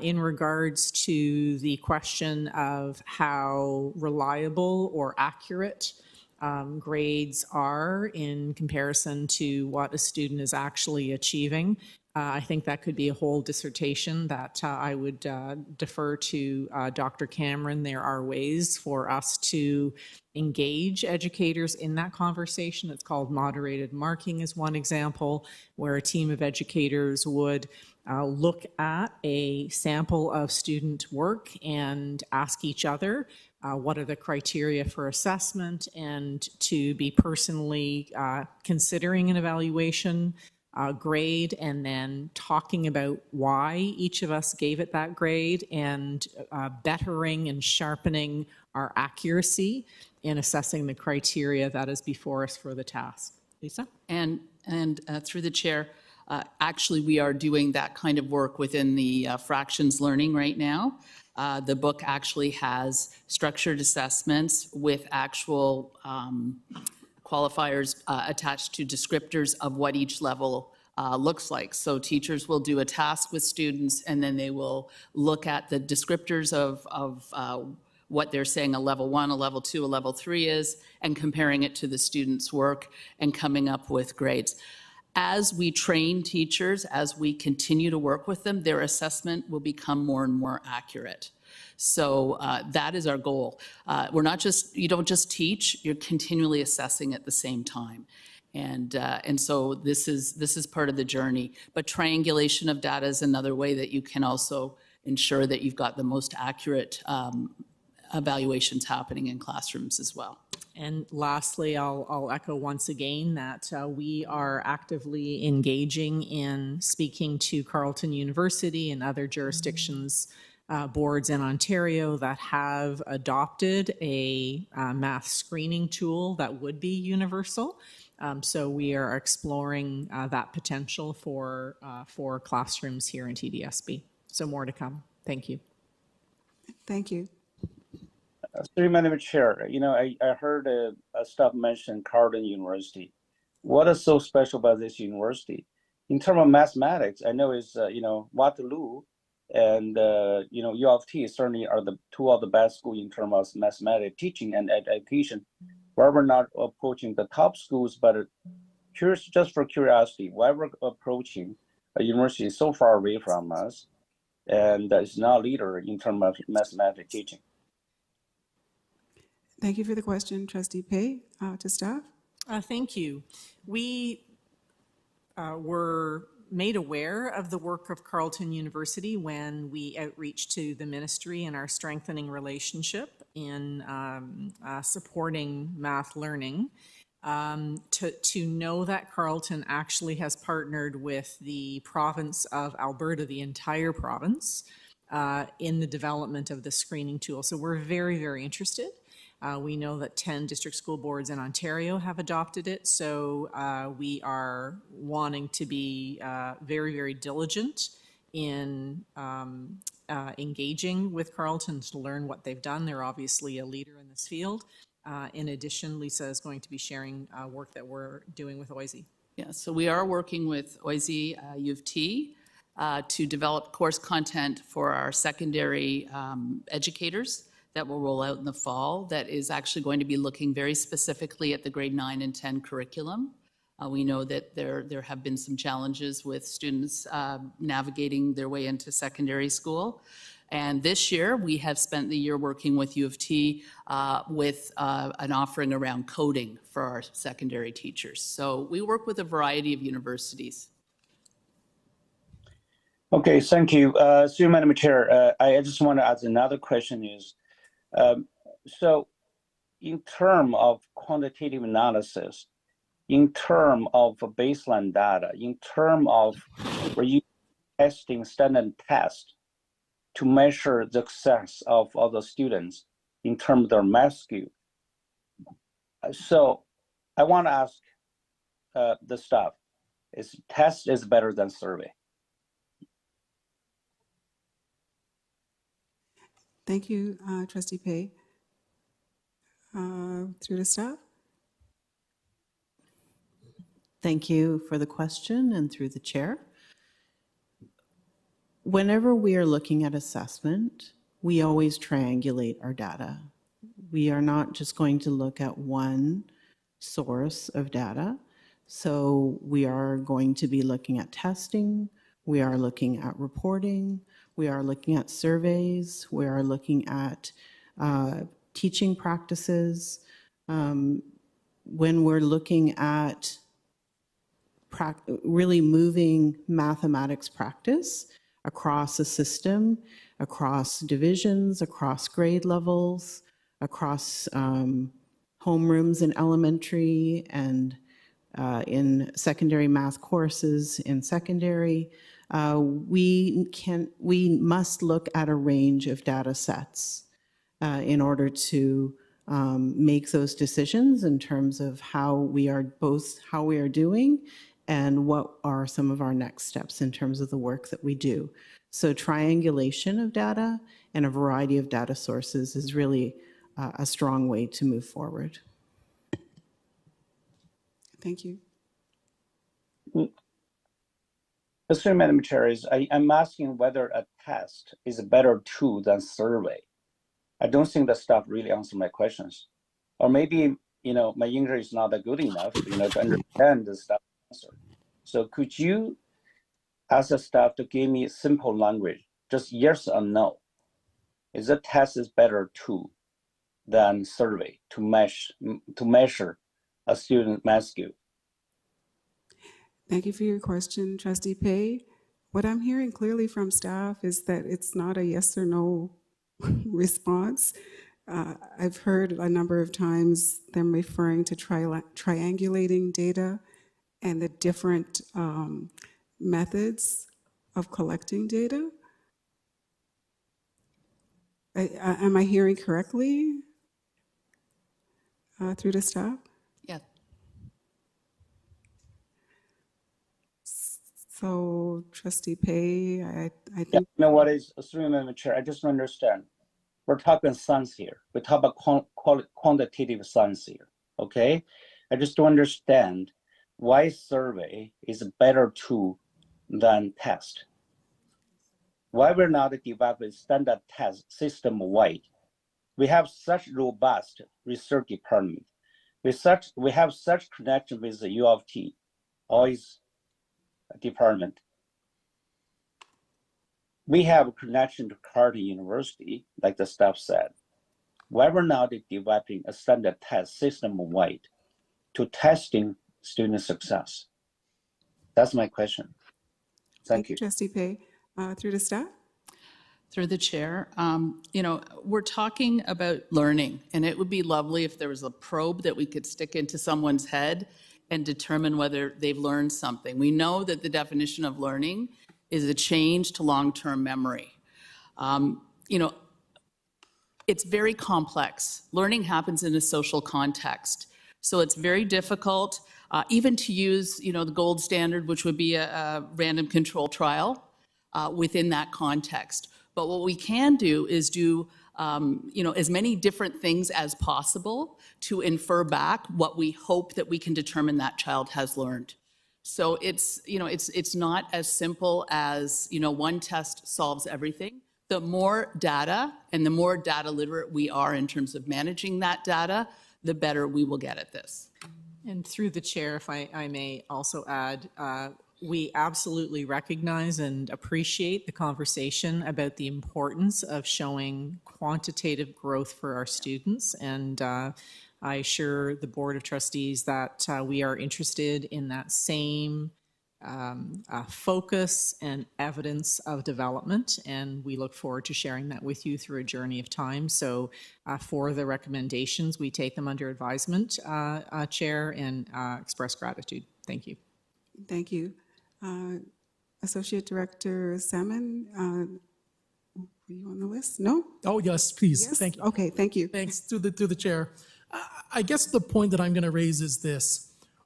At times, the notion of a diversity of assessment tools is extremely crucial.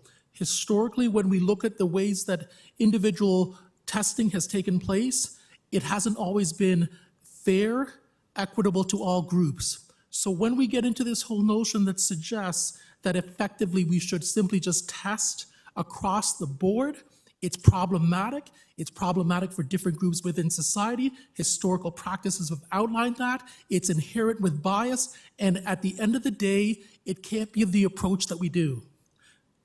Part of what we need to be able to do around assessment is actually look at different types of assessments in order to be able to bring out the skills, the strength, and what you were referring to, which is success for all of our learners. If we don't do that, we land in a place which is historically where we've been, and that hasn't been fair or equitable for many learners that are underrepresented within our system.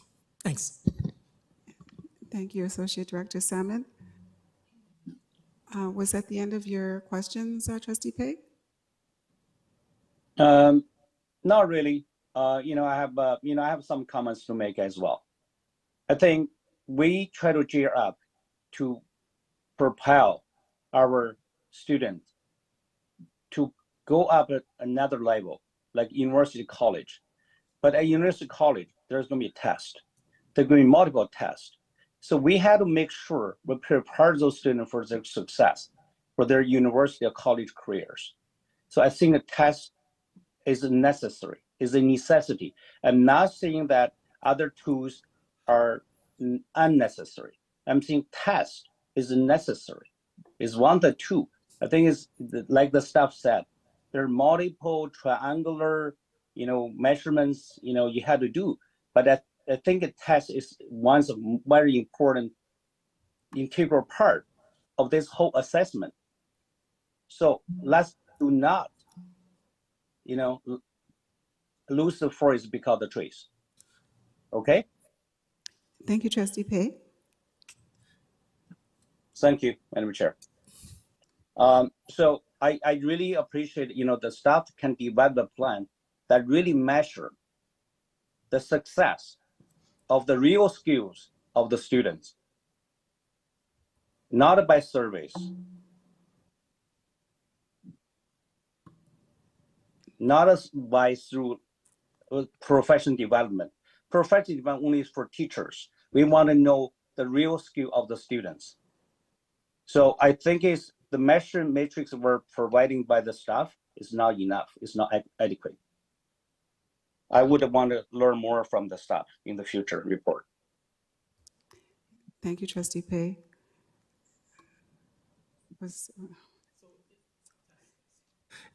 If I, through the chair, I really appreciate the reference to college, university programming.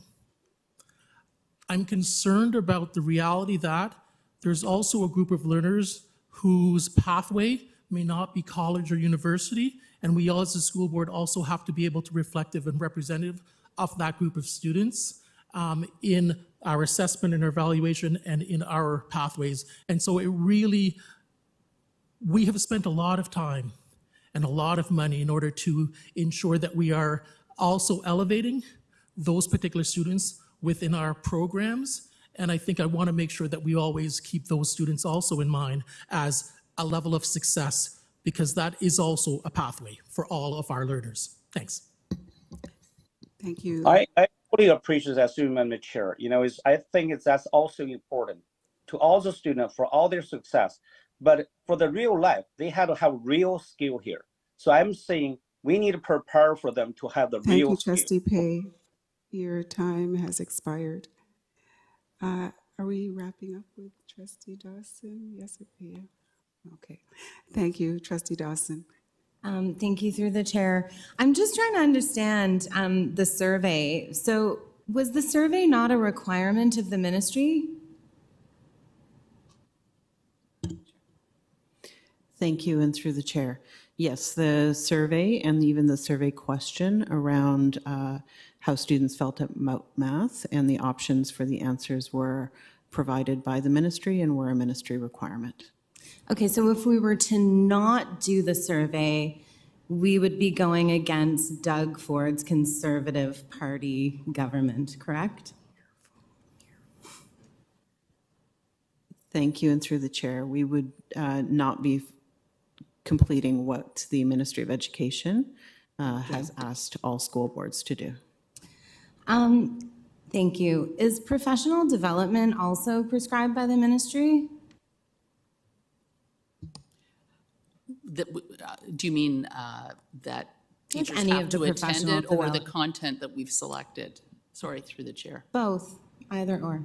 Yeah, they have actually not given us a lot of stipulations specifically about how we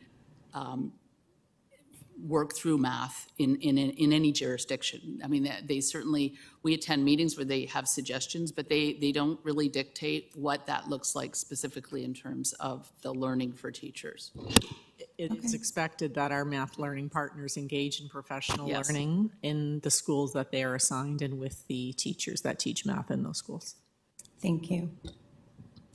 Thank you so much. So again, I just want to thank staff for this very data-rich and comprehensive update. Thank you to Associate Director Shishko, System Superintendent Dilworth, System Superintendent Humphreys, Centrally Assigned Principal Salo, and Coordinator Jason Tao for a really rich report. It deserves a round of applause, yes. It's a lot of work. We appreciate your work. So at this point, I need a mover and a seconder to receive this, the third of the third Math Achievement Action Plan updates for 2023-2024. Moved by Trustee Dawson, seconded by Trustee Lothar Rockman. All in favor? Aye. Any opposed? And that carries. So we're moving to the next item on the agenda. Cultivating Arts Learning, Creating Opportunities for All, 2023-2024. And over to staff. Before I pass the microphone over to Murphy, I do want to apologize that I did not provide a math joke, and I will make it up to the committee exponentially. That was good. Exponentially. Okay, Trustee McLean, you're hurting my feelings now.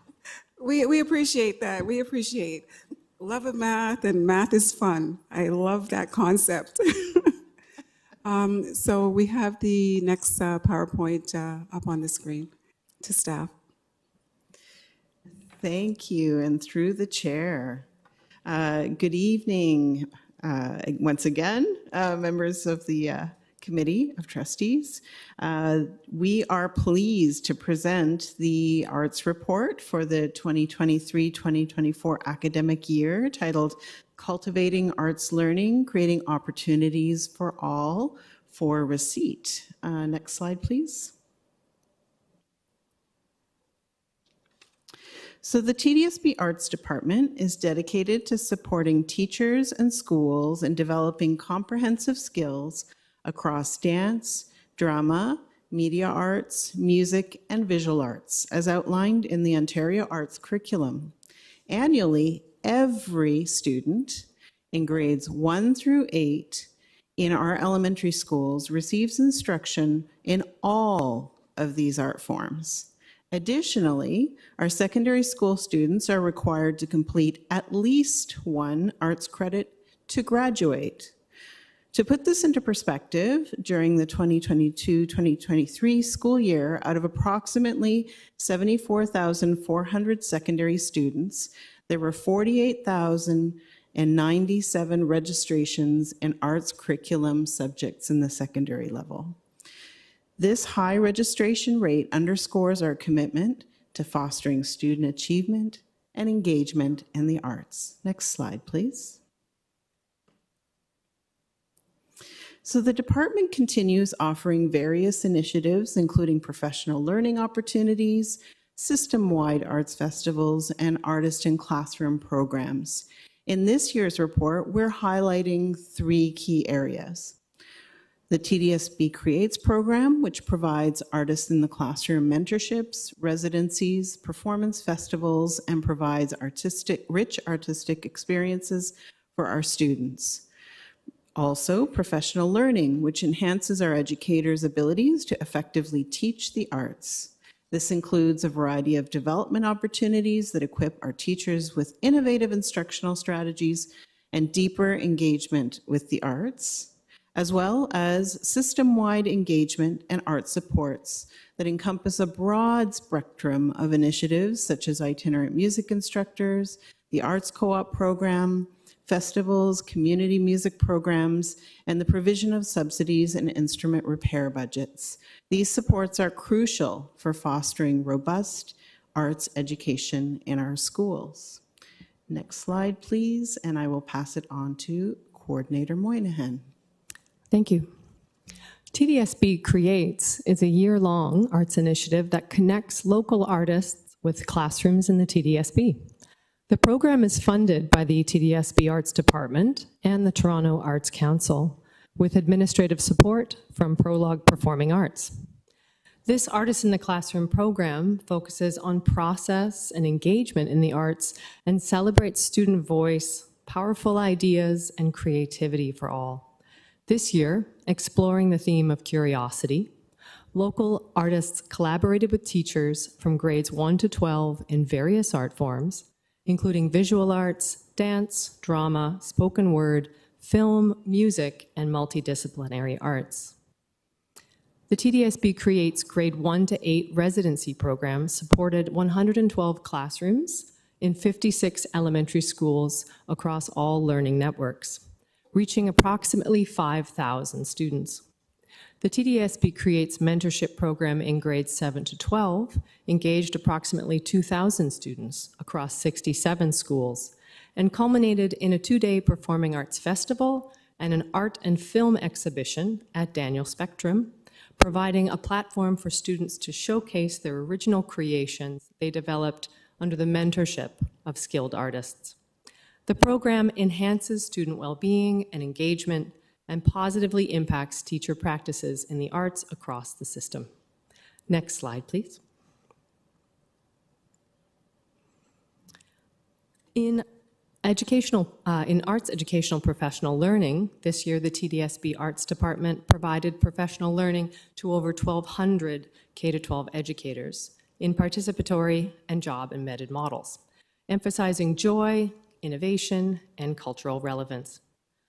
Some of the professional learning that the TDSB Arts has hosted this year included conferences, workshops, professional learning series, such as the Creating Space Secondary Arts Conference, the Building Your Toolkit in Drama and Music series, the Exploring Land and Water Through Dance and Visual Arts program, and the Your Voice is Power Coding, Music, and Indigenous Knowledge Initiative.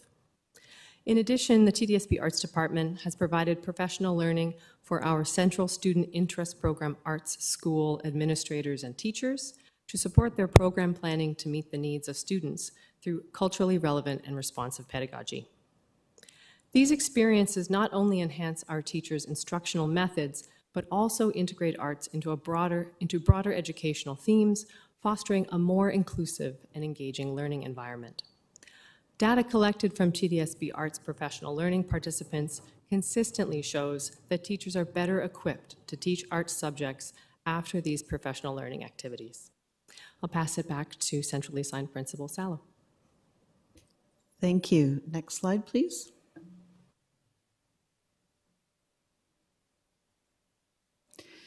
The TDSB Arts Department offers programs to enhance the arts curriculum in schools, including itinerant music instructors who enhance music education by offering specialized instruction in ORF, band, recorder, steel pan, strings, and vocal music disciplines across 430 programs in 274 elementary schools. The Community Music Program, which brings diverse musical traditions directly into classrooms, annually enriching over 60 schools by offering culturally responsive musical opportunities across diverse percussion traditions from India, Indonesia, Ghana, Korea, Cuba, and Brazil. as well as ORF and percussion instrument kits, such as xylophones and drums, in over 40 schools each year.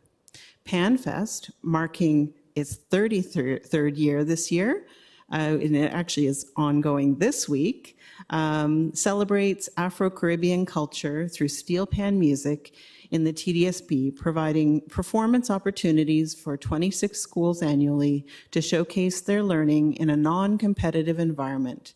Over 4,200 students, staff, and community members come to the festival as audience each year. Next slide, please. The Arts Co-op program has also been a transformative initiative, aligning the Truth and Reconciliation Call to Action 83. It provides participating grade 11 and 12 students an opportunity to earn 3 visual arts and media arts co-op credits and 2 dual credits in a profound arts-focused learning experience. This program is in partnership with the Urban Indigenous Education Center and the Dual Credit Program. The Arts Department also partners with numerous other departments, such as Library and Learning Resources and the Science and Technology Resource Center, to provide kits that can be loaned to schools, such as ukuleles. And the Arts Department collaborates with local arts sector partners to provide schools with free or subsidized access to various arts performances, exhibitions, and workshops to ensure that arts education remains accessible and integrated into our students' learning experiences. The Arts Department also provides a range of resources to support arts education in the system. These include an instrument repair budget, arts opportunity funds, access to online resources, and these programs expand and enrich the students' understanding of arts, promote cultural appreciation and responsive programming, and improve teacher practice in arts education. Next slide, please. So the TDSB Arts Department remains steadfast in its commitment to fostering inclusive and engaging innovative arts education programs across the TDSB through strategic opportunities, collaborations, and focus on culturally relevant pedagogy. We're dedicated to enhancing the educational experience for every student. Overall, the Arts Department has contributed significantly to student learning and well-being by providing various opportunities for students to engage in arts education. Thank you for your time and attention to this report. Next slide, please. We're happy to take any questions. Thank you. Just looking around for questions. Trustee Dawson. Thank you for this very exciting report. I just have one quick question. How do I sign up for the opt-in mailing list? I've been searching around trying to find it. Thank you for the question, and through the chair. We have on the TDSB Arts site, which can be found, we have a bit.ly, it's bit.ly TDSB Arts. You can find an icon that says mailing list and put your name on there, and then we'll put you in our mailing list. Okay, thank you. You're welcome. Okay, thank you. I don't see any more questions, but don't take that as a lack of enthusiasm, because this report is such a feel-good report. The positive impact on student well-being, joy, and belonging because of these programs, and the efficacy of them because of the professional development that goes into it is just outstanding. So thank you for the report.